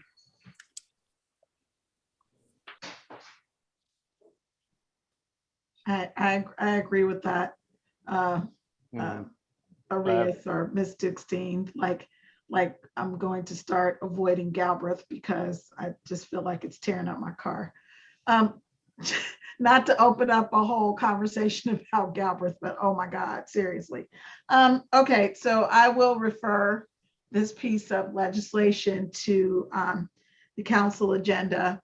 I had a request from Chief Fells for the ability to, did you want to say something, Ms. Blythe, or were you just putting your hand? I'm sorry, I was scratching my hand. I apologize, I'm sorry.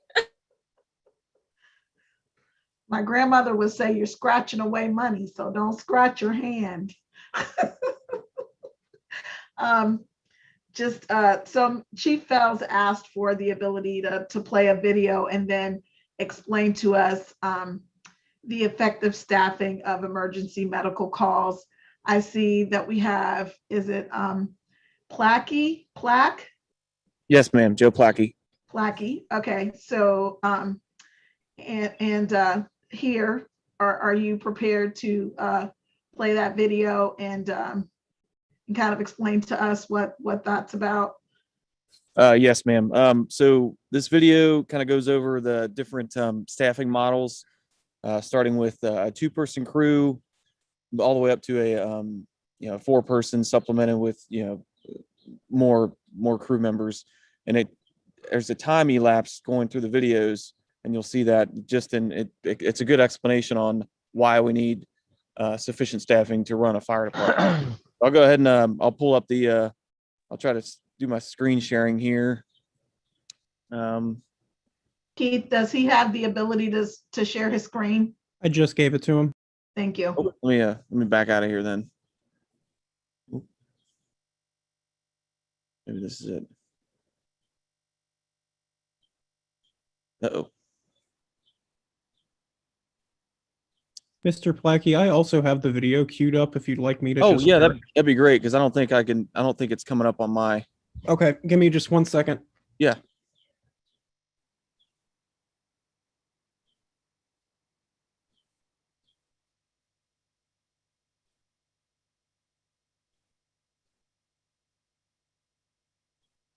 Okay, can you see my screen, everybody?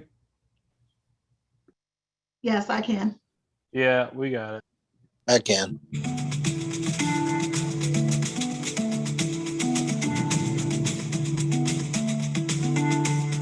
Hello, I'm Stephen Coleman, Chief of the Auburn Fire Rescue Department.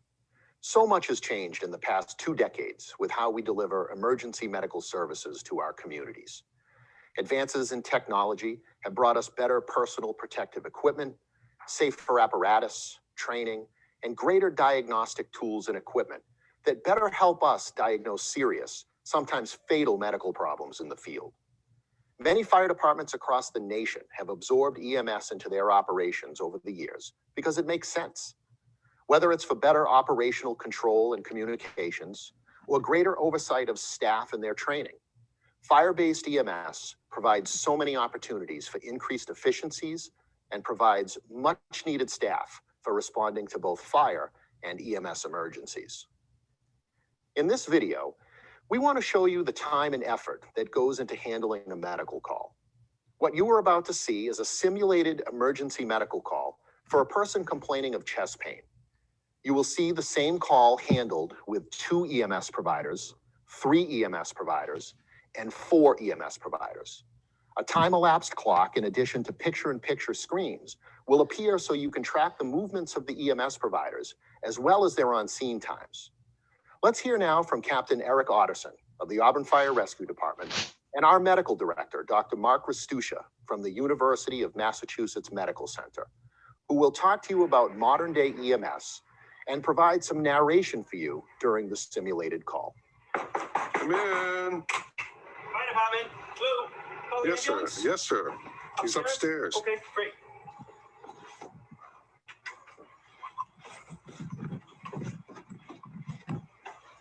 Hello there. Hey.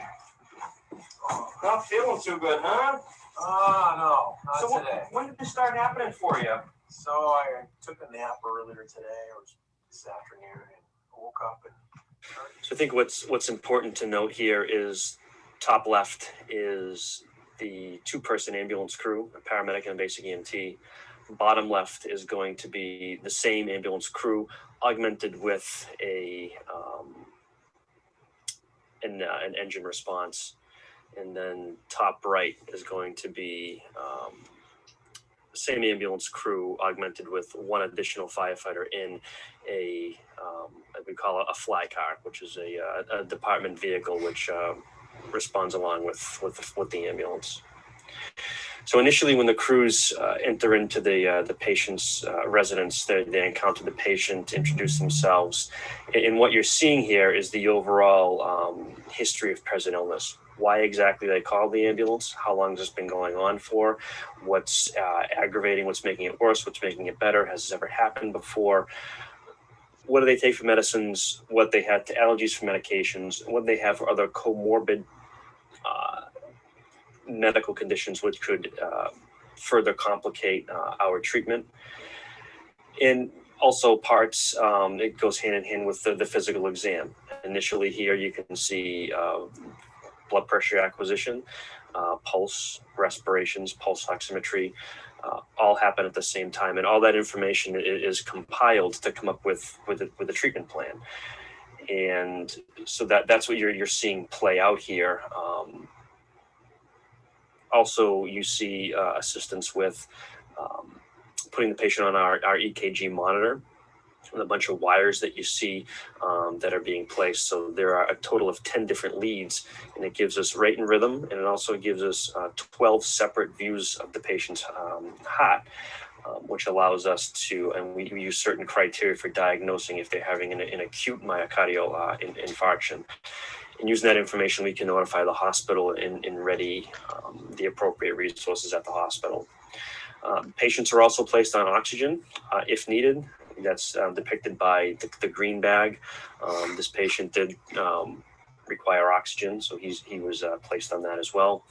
Other things to point out are also there are extrication devices, patient extrication devices called the stair chair. That's a funny looking device that you see off to the right in the screen in some of the shots, which is used to extricate the patients down narrow stairways.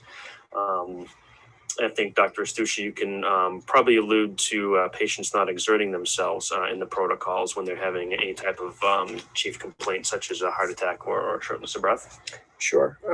It's, good medical practice and actually mandated by the Department of Public Health that a patient really should not be allowed to exert themselves. Things like strokes, heart attacks, doing extra exertion on their part to assist in moving themselves out could make their condition worse. The other thing that you look at, so they're all doing good care. They're all doing mostly the same things, but when you've got the augmented crews, either with the one extra person or the full engine, you've got the paramedic basically focused on the patient. He, or if it was a she, is not being distracted by things like having to set up the stair chair or get equipment. They can focus entirely on the patient. They can get a better history that way. They can reassure the patient. They're not being interrupted to do other things. It means they're not going to forget critical parts of the history because all they have to do is take care of the patient. They don't need to do any of the ancillary stuff. So that's actually a tremendous benefit for both the patient and the treating paramedic. And I think that it's important to note that because when this patient goes, one of the things the video doesn't show is when we eventually leave the scene, the paramedic is the one who will be rendering further care, monitoring the EKG monitor, vital signs, repeating that, giving entry notification through Worcester CMed to the receiving facility, and also talking with the doctor, physician, and also nursing staff at the hospital of what's going on. So it's just it's good patient care, like you said, and very appropriately alluded to. The treating paramedic or in other types of chief complaints, the EMTs could they're focused on the patient. And with the extra set of hands, we also we talked about decreasing anxiety further by not being focused on other matters that pertain to the patient, extricating other types of procedures. You're allowing yourself to focus on questions the family may have, spending time with them, explaining what you're doing. Whereas if you're tied up with the basic function of your job, providing the care and extricating them out, that gets shortchanged a little bit. The other thing you'll notice is, as I alluded to earlier, the history and the environment the patient is in are critically important, or can be critically important to me in the emergency department. And I have no way of knowing anything about that. If you've got just one or two people there, they're so focused on doing the mechanics of getting the patient packaged and out the door. They may miss historical factors. They may miss environmental factors. I've had paramedics and EMTs come in and say, gee, this person looks fine, doc, but the home environment's not safe. There's no heat. There's no food. It's a mess.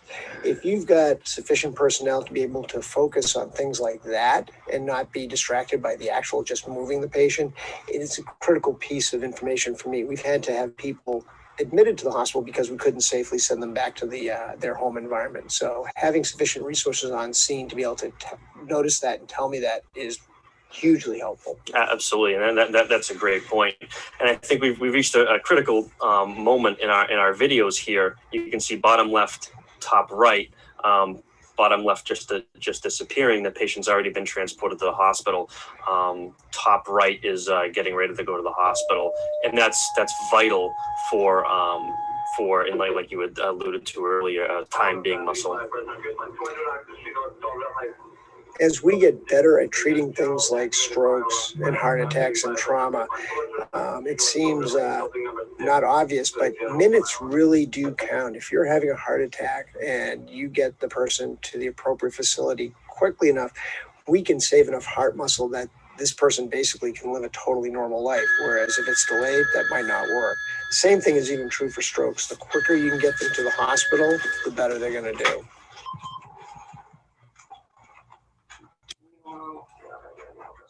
As you can see, top right, they're now leaving, and really the two-man crew, they are not going slow. They are practicing perfectly good EMS there. They're focused on the patient. There's nothing wrong there, but they haven't even started to put the patient onto the stair chair. And they haven't even started to try and extricate, and these two guys are going to have to try and do that and carry all their equipment out. Not safe for them, not safe for the patient. Exactly. And again, it's 113 pounds of gear that these two guys are going to split between the two of them, plus the weight of the patient over uneven terrain, down a set of narrow stairs, out onto the front lawn, then into the ambulance. As the treatment progresses here, may not have been as evident in the other two videos, but you have an intravenous line started by the paramedic and also given some nitroglycerin and aspirin as well. Years ago, the intent was just to throw them on a stretcher as quick as you could and just drive to a hospital. That's not considered appropriate care anymore. There's an awful lot of history and interventions that even basic EMTs, but even more so paramedics, are expected to be able to do on scene. So there's a lot more stuff going on in the home than ever before. Treatment doesn't begin when you get to the hospital. Treatment begins the second the EMTs or paramedics get to that patient's bedside. And I think, that's again another great point, Doc, is that we're treating this patient here. We're treating his potential hypoxia or defined hypoxia. We're treating any type of ST elevation we see on the monitor, any type of the symptoms of having chest pain. Giving him some aspirin, giving him some nitro. We're beginning treatment now, and also coupled with rapid transport, which is still very much a part of our job. It just equals the overall betterment of patient care and like you had said, outcome. They're treating the person's low oxygen level. They're giving aspirin, nitroglycerin, which have been shown to improve outcomes. So people do better the quicker you get those things. When you're having a heart attack, you can actually have your heartbeat irregularly. Well, they're ready to intervene and break that. This is just state-of-the-art care now. So once we get them out into the truck, secure it in, you can come back and get the stuff, come back, put the stuff in, and we'll start going.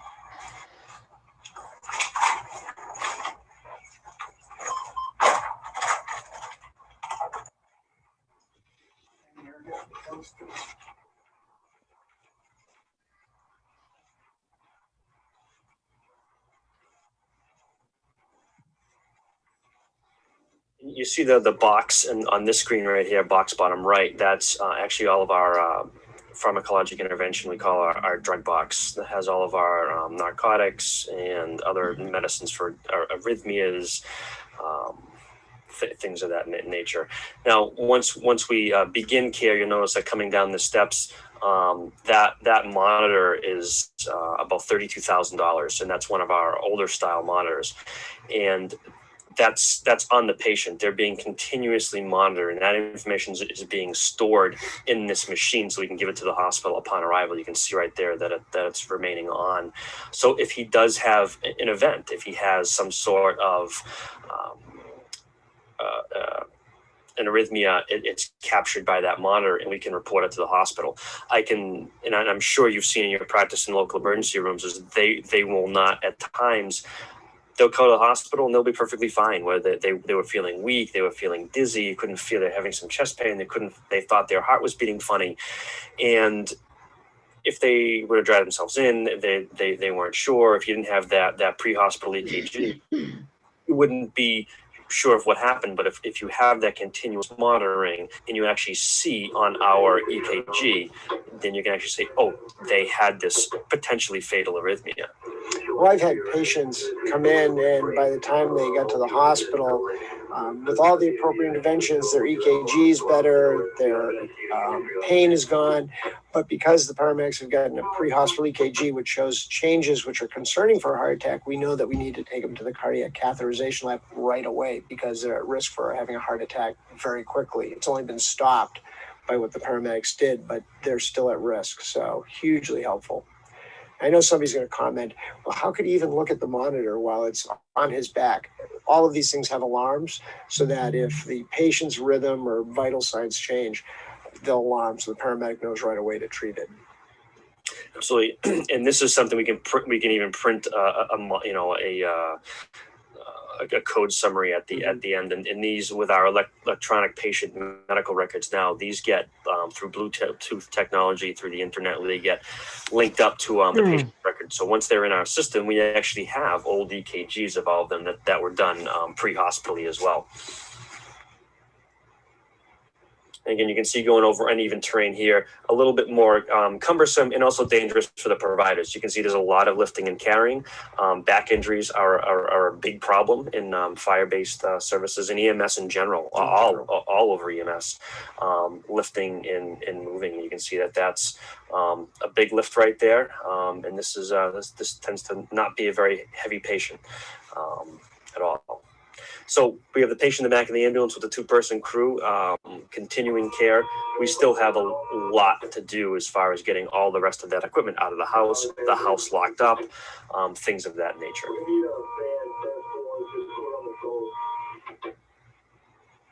Yeah, you'll notice that when they remove the patient, they had to leave a significant amount of their equipment, including their drug box, upstairs in the patient's room. So sure, the other EMT is going up to get those things, but it's all delaying care.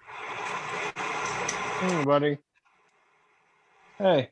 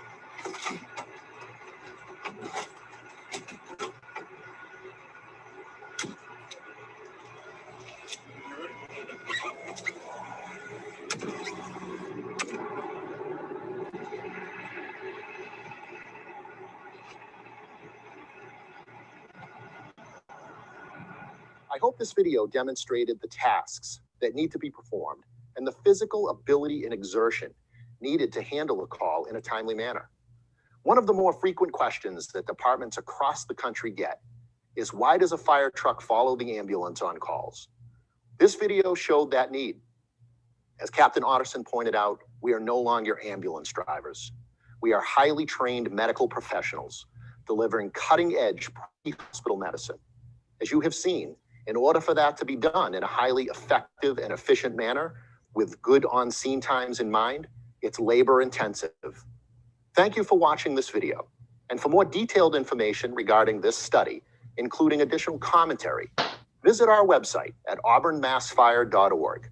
Click on the educational materials link and read the full white paper report. Thank you.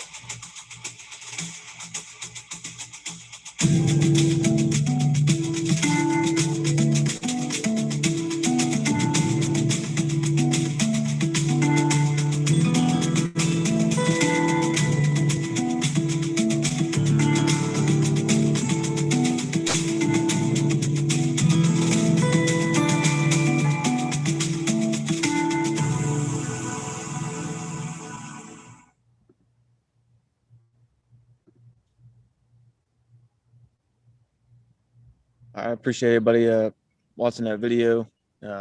Any questions?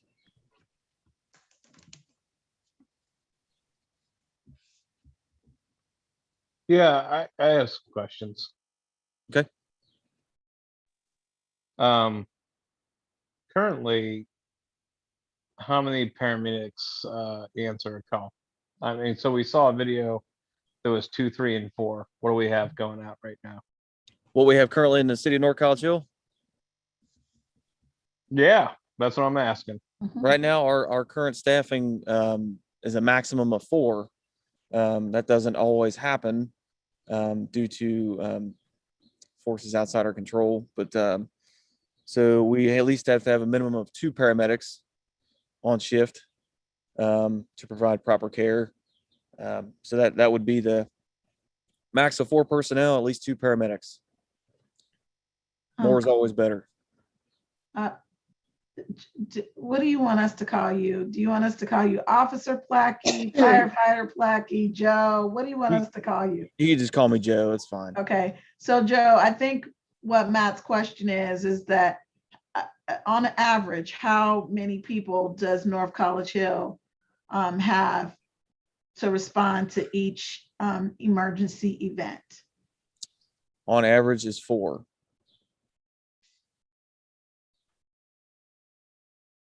That's the average.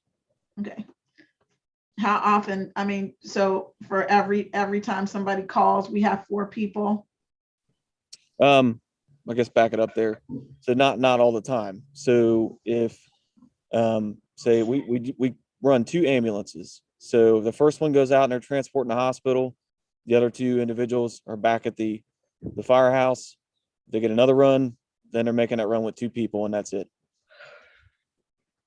Okay, so we know of at least 1 or 2 incidents where you guys didn't have enough people, like a law enforcement officer had to drive the ambulance or something like that. How many people did you have on those particular days or in those instances? I believe those were at least 2 individuals, and both those individuals had to provide care in the rear, which left no driver to drive to the hospital. That's why a law enforcement officer was utilized.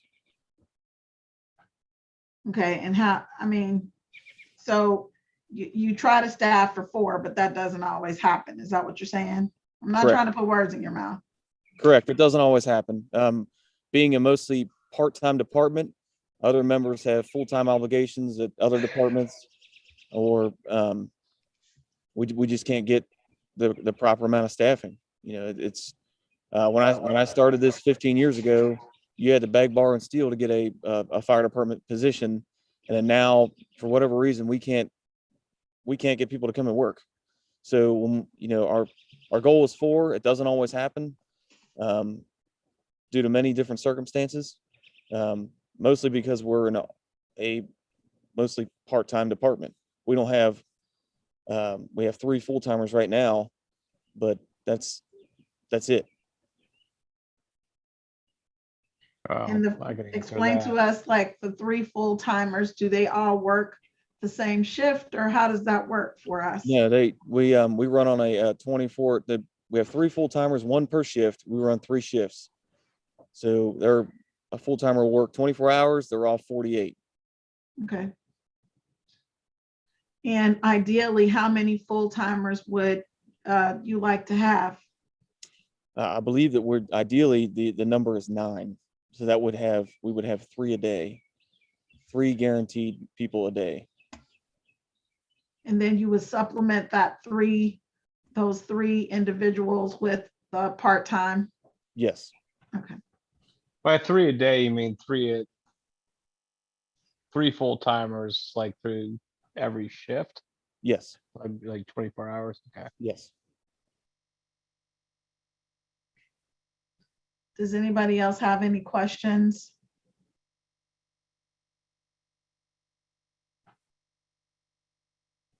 That's not like us at all, Mr. Joe. I mean, I can speak. I have concerns. I can speak from personal experience, and I'm just not saying it because of the video, but I've worked in every single one of those scenarios with the 2-person, 3-person, 4-person, and throughout my career, and my back is starting to scream at me because of the amount of times that we've operated with two people. I mean, carrying everything, trying to provide patient care at the same time.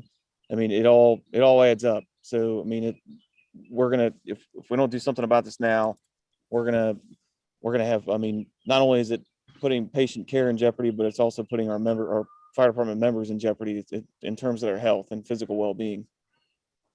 So I have another question, Joe. And I know that this is the exception, not the rule, but recently, like last year at the courthouse, there was a guy that they couldn't even get him into the courtroom because he was so big. He was, I mean, I don't know how much he weighed, but they had to bring the court reporter and the judge, and everybody had to like come outside in the dock area to kind of do court while he was on a bed or a stretcher. So my question for you is, how often does it happen that you can't lift the person, like that you encounter that, what is that show called? The 700-pound show. Oh, or whatever. yes. It happens quite a bit, believe it or not. In our cots are rated to 700 pounds, but ideally that's in a fully like collapsed down position. Once you start extending them up, that weight rating decreases. So, and then it puts additional wear and tear on our equipment as well. So yeah, it happens quite a bit. I mean, there are some rather large patients in the nursing homes that we have, where we would typically, we would handle ourselves. And then up until recently, there was Springfield Township had a bariatric squad that can be utilized, but it can't be utilized all the time. It's dependent on their staffing. If they don't have the staffing to run it, then it doesn't come. So then we're kind of left to figure it out on our own. Like that bariatric ambulance has a bigger cot, sturdier equipment and a ramp to get the cot into the back of the ambulance. We don't have any of that stuff. So when we do use our own stuff, it puts a lot of wear and tear on our bodies as well, along with our equipment.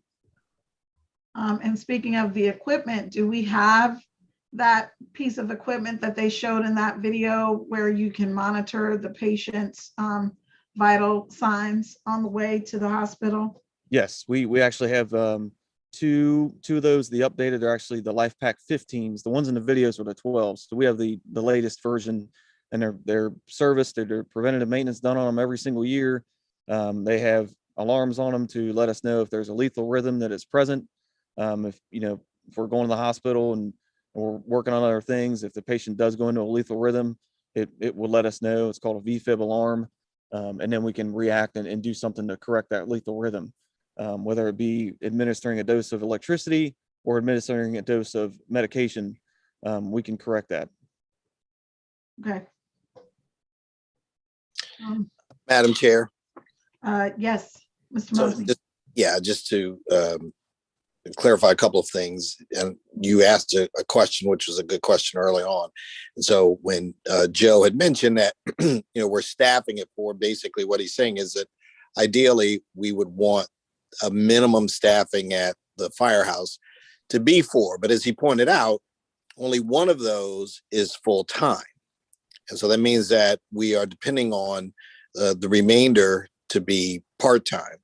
Now on, I believe it is Christmas Day, and I think we also had the same situation on New Year's Eve. We were not able to get people to come and staff, as Joe pointed out, because most of the people, obviously the vast majority of the people that we're using we would be using part-time help. I think we got one for a portion of a shift on Christmas, I believe it was, and then on New Year's. And Joe, I don't know if you remember the exact number, but we only had like 1 or 2, I believe, that staffed the firehouse. Yes. Okay. So the point being, Madam Chair, is that the point that he was making is if we have full-time people, they would be dedicated to the firehouse for the entire 24-hour shift. And we wouldn't have to be, and basically what we're doing right now is we're trying to piecemeal and patchwork our shifting together so that we can make sure that we have the number of people. And the other part of this is, now we're showing this video, please keep in mind that we're making over 2,100 runs a year. And of those runs, only about 400 of those are actual fire. The remainder are EMS.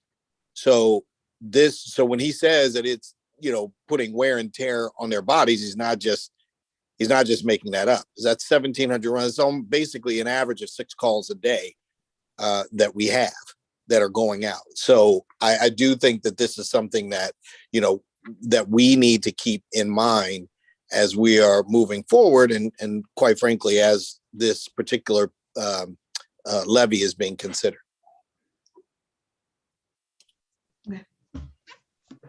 Does anyone else have questions for Joe? I have a question for Joe, and I don't know if he can answer it or not because it's regarding Chief Fell's presentation. And it sounded like, Joe, you mentioned that the goal was to have four individuals on duty. But according to the presentation, it looks like we're trying to staff 5 per day. And I would assume the budget is based on 5 per day, not 4. Do you know why there's a discrepancy there?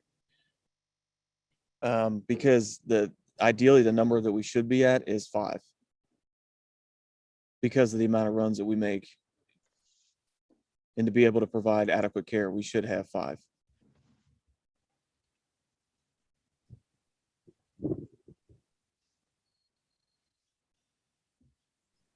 Does anyone else have a question?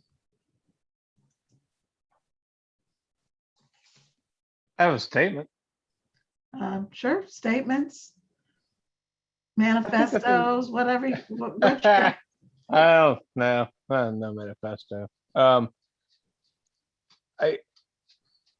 think the thing that we have to remember is that it is possible for 2 calls to come in at the same time.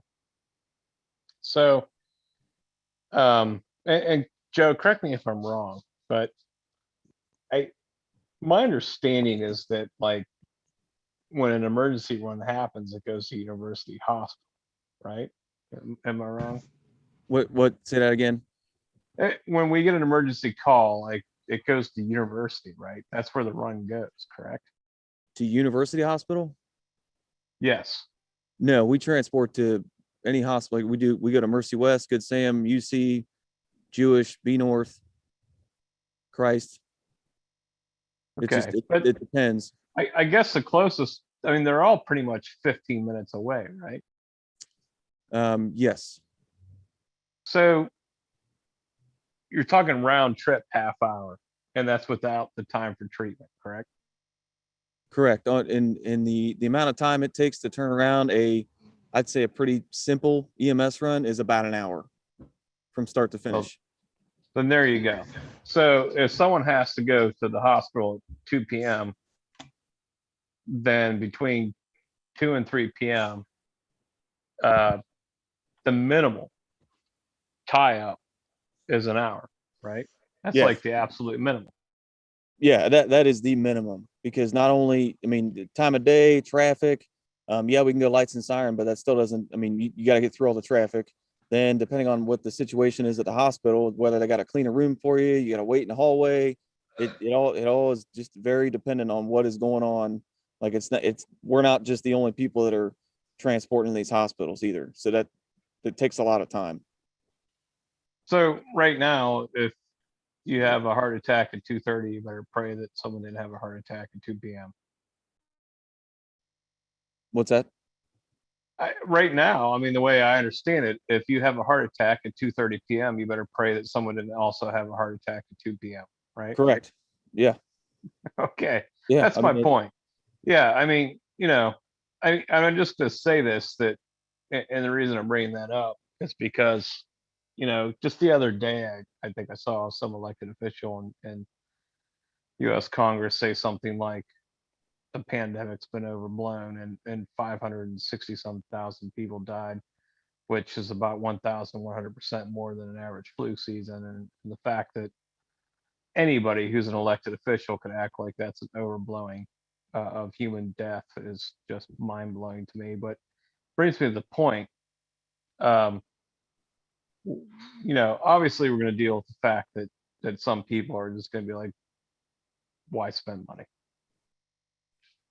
Because it doesn't matter. There's no amount of death. I mean, the one thing I've learned, I think, in the last year, there's no amount of human death and suffering in the United States of America that won't have some people looking in their wallet and say, well, why should I invest in it?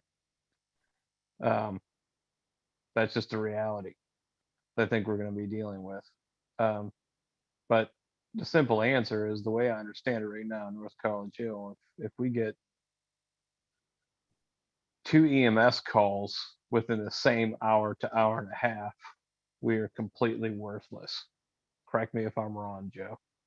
Yes, that is correct. And I can attest to quite a few situations where it was me and another person taking care of a fully unconscious person, where it was me in the back taking care of the patient, the other person driving, and nobody else around to help me or anybody else out. So because we are getting to the point where surrounding communities, one in particular is refusing to come and help on times. So, well, we can call them out by name. Is that Colerain? No. It's Springfield Township. May or may not be. Okay.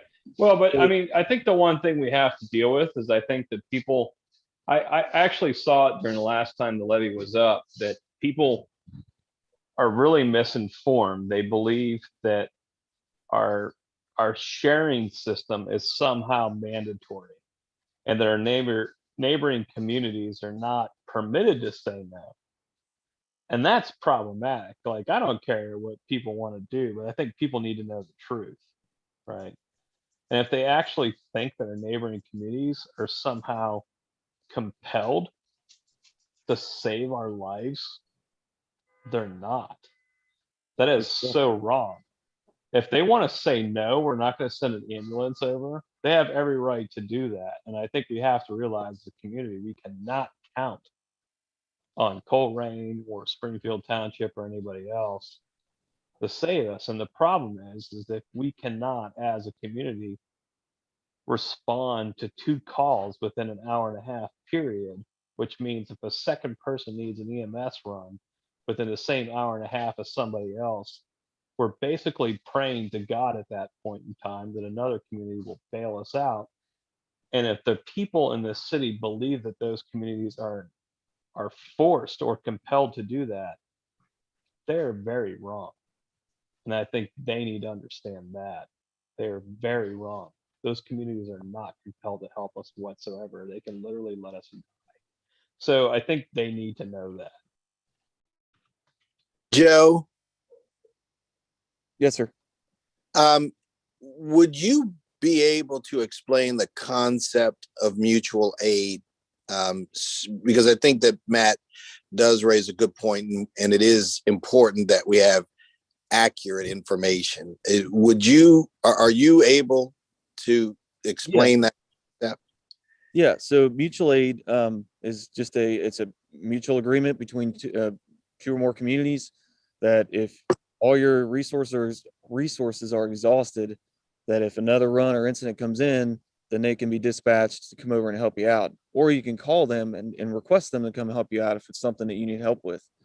So, and then it goes back and forth. So other agencies would call us, or we would call them, and it was kind of like an even trade-off. So mutual agreement between 2 departments. So that's pretty much the general concept of it. Is it something that is in writing, or is it just something that is a kind of a gentleman's agreement? I can't quite be certain on that. I would like to think it would be in writing, but I can't be sure. I think it's just, I've been doing this for over 15 years, and it's always, just been said, it's mutual aid. It's mutual aid. So it's like, okay, where is that in writing? And, I can't really be pointing in the right direction. There might be a section in the ORC about it, but I can't be positive on that.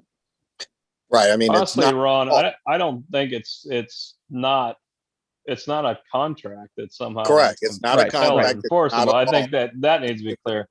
And the other thing, like, to be completely honest, and one of the things like a little bit disappointing, I know that Matt Waller, who was on our council, I know that he publicly had stated that Colerain needs to revisit how much to help us. So, I'm pretty sure the mutual aid agreement is in writing, because I feel like I've seen it. Because I think the entity, the city, would have to decide whether or not to be in it. Like it's not just ubiquitous. It's, you have to agree to be within that mutual aid agreement with another city. So I feel like it's in writing somewhere. even if it is though, you can't, I mean, it's not like a contract where you can sue for breach of. I can tell you that. I'm not saying any of that. The question I thought I heard was, is it in writing? And I feel like it is. That's all I'm saying. I haven't voted on it since I've been on council. I feel like I have. I haven't. So for at Then I least the believe last it was 4 you. years. I believe it was something for police. I do know that there was something for police that we voted on. I really can't recall if fire was included. Well, the reason that I was asking the question, I was asking it specifically to Joe, is because we do keep statistics on mutual aid given and mutual aid received. And so when, and it is broken down by surrounding communities. And by the way, those surrounding communities are not just Colerain Township, Springfield Township, and Mount Healthy. Joe, how far out do we receive mutual aid from? Can you name a few of the other communities? I know off the top of my head, we've received mutual aid from City of Reading. We from Green Township. Trying to go around the horn here. I believe I know we went out to Harrison for a fire. I don't think we made it all the way out there. That was if it's the most recent one that they were disregarded before they even left the city. I'm almost positive of that. Okay. So yeah, I mean it's gone. Those are the two that I can think off the top of my head. That's fine. The whole point is that mutual aid is not just something that is confined to the surrounding communities. And so the point that I'm making is what you made earlier. If we only have 4 people that we're staffing at the fire station, if a call goes out, and Matt brought this up earlier, we already have to use at least 2 of those personnel. If another call comes up, or if there's another call in the surrounding community. Now, of course, if we don't have enough people, we just don't have enough people. But part of that mutual aid is that if we have available resources, then we're supposed to go. So when we're talking about these very real situations that come up, these are not just hypotheticals. These are things that, each of the command or officers that are on duty at the time, these are decisions that they do have to make for our fire department. And what Joe was saying earlier with the trouble with staffing is something that occurs on a monthly basis. There's constantly challenges and struggles with making sure that we have adequate staffing. And in the times that we don't, we just can't, in which case we have to rely on that mutual aid. So this is not, simply a community saying to us, well, you know what, we just don't feel like this anymore. Basically what that community would be saying is, listen, we're giving a lot more than we're receiving from you. And that's not really the intent of mutual aid. The intent of mutual aid is for the assistance to be mutual. And if it isn't mutual, then something has to be done. So I think that as we are talking about, our fire department, and very clearly, as you all said, the residents made it very clear that we wanted to have our own fire department and we needed to staff our own fire department. They said that back in 2019. We're saying, okay, let's do this. There was a task force committee, and Ms. Underwood was on that, so she knows exactly what I'm about to say. There were a range of proposed levy amounts, some as low as 7, some as high as 17. they agreed.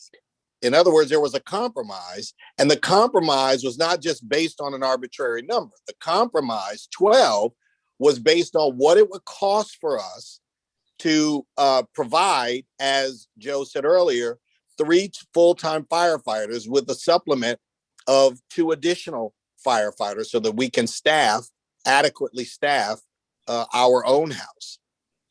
So as these discussions then are going forward, that is one of the issues that everybody needs to know, and that is that they should provide accurate information. The other thing I do know, because I saw somebody had posted this, someone mentioned that the purpose for the levy was so that the fire department could be fully funded by the levy by itself. That is not accurate, and that was never in the plan. The plan had always been that there would be enough in the fire levy to help us get to the amount that we needed, with a supplement from the general fund. And even Chief Fells, who at the end, when he made the recommendations, showed that basically what would happen is with the proposed 12 mil, it would reduce the need from the general fund by about $100,000. But to be clear, the entire amount that we needed to adequately staff the firehouse would have to come from a combination of the general fund and the levy, and then of course the revenues that we receive from the EMS calls that we make. Well, Ron, I think here's the issue I'm dealing with. And I think this is the problem, is that we were, if you look at mutual aid, I think you're looking at 4 communities primarily. I understand that like Green or whatever, but primarily our mutual aid is between us, Mount Healthy, Colerain, and Springfield Township, correct? And that's the primary. And we were like second to the worst provider, I guess, for lack of better description, in terms of what we give compared to what we get. We were getting more from Springfield Township and Colerain than what we were giving. And we always did a little bit better than Mount Healthy, but now that they've passed their levy, I don't know that that's going to be the case. We might actually be, I guess, for lack of better description, the bum on the block. And the problem is, we have no bargaining power. I guess that's the problem. I think people need to realize that we have no bargaining power, because we are now like essentially somewhat beggars in that system, that we don't provide anything to the other 3. And I think people need to realize that other communities, residents, I mean, you just have to think about it in a common sense system. You live in Colerain Township and you pay taxes, right? Like, no one wants to pay taxes, right? No one likes paying taxes. Taxes suck. Let's just all agree with that. No one wants to pay taxes. No one wants to pay levies. No one wants to vote for levies. I mean, we all agree that they suck. But here's the deal. Imagine you're in Colerain and you're paying taxes, and then you look at the numbers and you're like, well, why am I paying to help out North College Hill? Why are my elected leaders giving my tax money to North College Hill? And then they're going to put the pressure on their leaders to say, well, what are we getting from them? Why are we doing this? And if the numbers are 2 to 1, like we're providing 2 runs for every 1 run they provide us, or 3 runs for every 1 run they provide us, guess what? Those elected leaders start to get a lot of pressure to cut us off. And that's essentially what Matt Wallard had kind of talked about. And he used to be on our council. He used to live here. And he still made a comment about we need to revisit how much service we're providing North College Hill. And I think everybody needs to think about that. That's an elected official in Colerain. It used to be one of our elected officials, essentially saying we need to rethink how much we're providing services to North College Hill. So if that doesn't tell people that we are vulnerable, I don't know what does. We cannot depend on other communities to bail us out all the time if we cannot provide them the same amount of service they're providing us, because their taxpayers will go after their elected officials saying, why are we giving 100% more than we're getting? That's the problem we're dealing with. And that's what scares me, and it keeps me up at night, because right now we're only getting by the services provided to us by other communities. And if they ever cut us off, we are, pardon my French, we are screwed. Period, screwed. And that's a problem that I'm extremely concerned about. And I think that's what we need to be thinking about as a community. And Matt, just to further your point, other agencies, they're not getting any slower either. I believe on average, it's a 3% increase in run volume each year. So the busier they get, that means that they're not going to be able to come over and help us out anymore. Nor, I mean, and the busier we get, we're not going to be able to handle it. So just something to look at.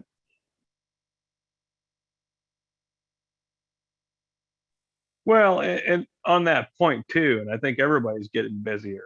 I know that one thing that's added on to our calls is that our senior homes used to privately contract with a company to do EMS runs. I think I might be wrong about that.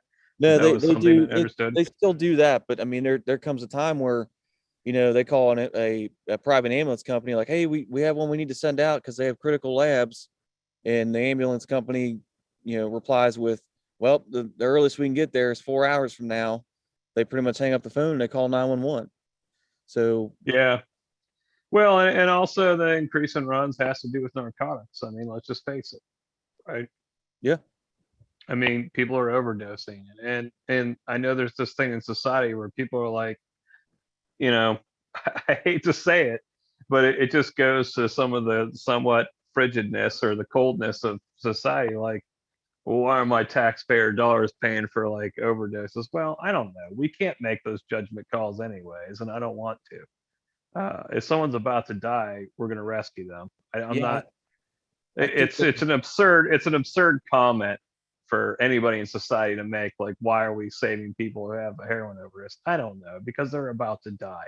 yeah, We I believe don't they say make that. those calls as a society, right? Right. Hippocratic oath. We save people who are about to die. Period. It's not even worth discussing.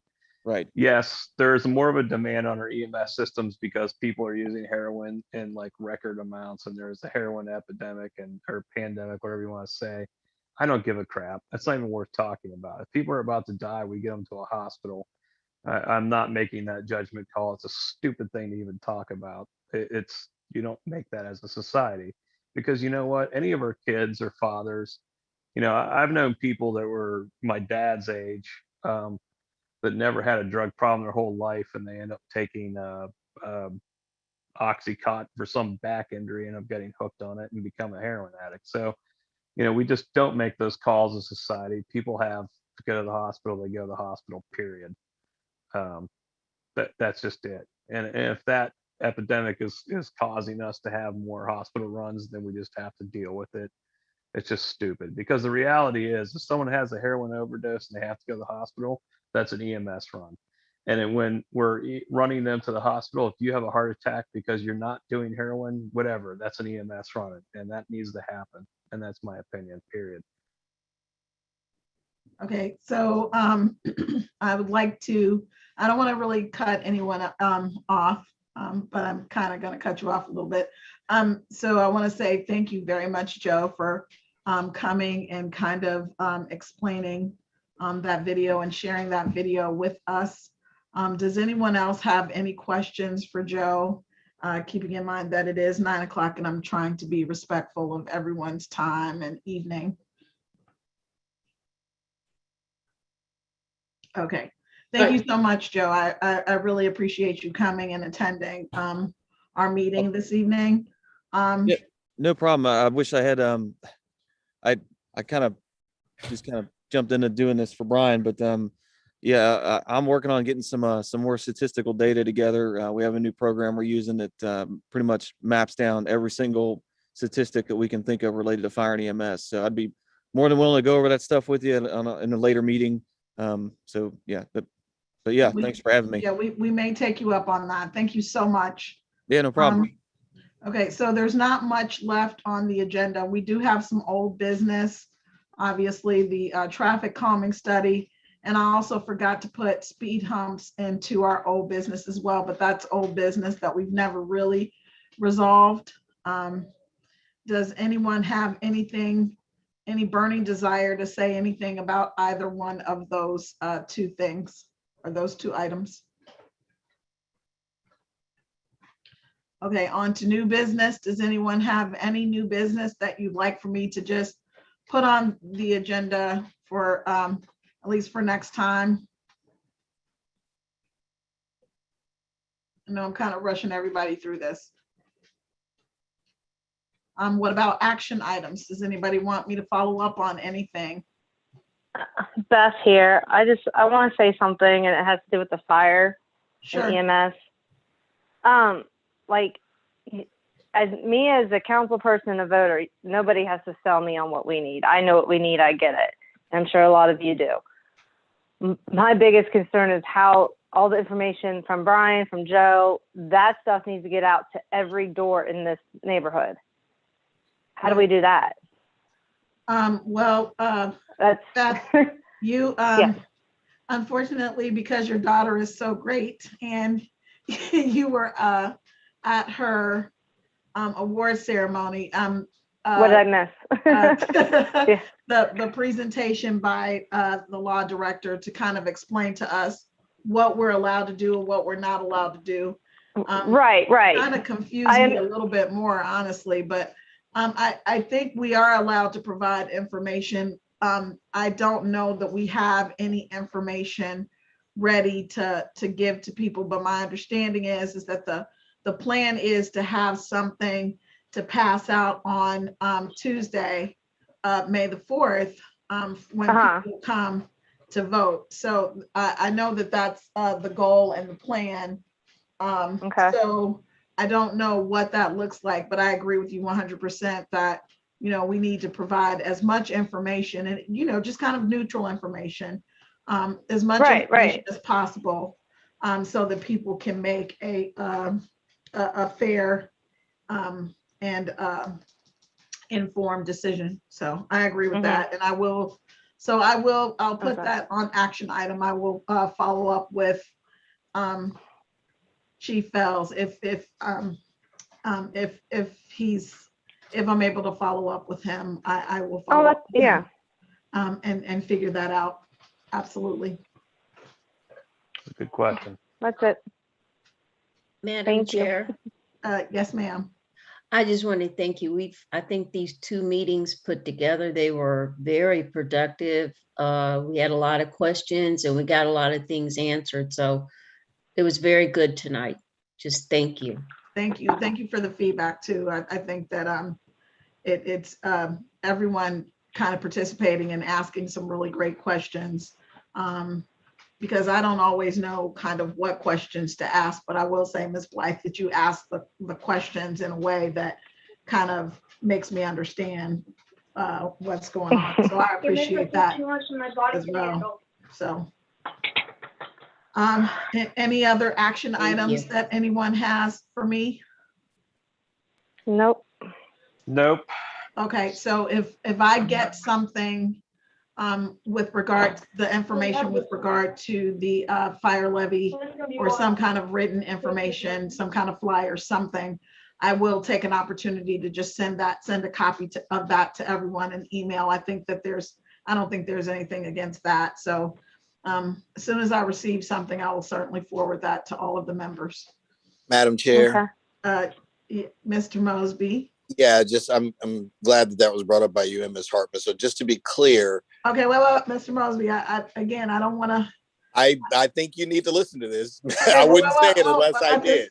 I just want to remind you that it is 9:05, and I know, but I am very respectful of my members' time because I don't want them to stop coming to my meetings. I don't want them to either, but I do want to put out something that you said that you mentioned it was legal. The information that is going to be put out on Election Day is not information that is coming from the city. So it won't be something that is simply informative, as you were alluding to. And I did want to make sure that all of the council members were clear from that. It's not coming from the city. Okay, Okay. okay, fair enough. Okay, any other action items, comments, concerns? Okay, it is 9:04. Thank everybody for your time. I will go ahead and adjourn this meeting. Everyone have a good evening. Thanks for coming. Thank you. Thank you. Thank you. Night.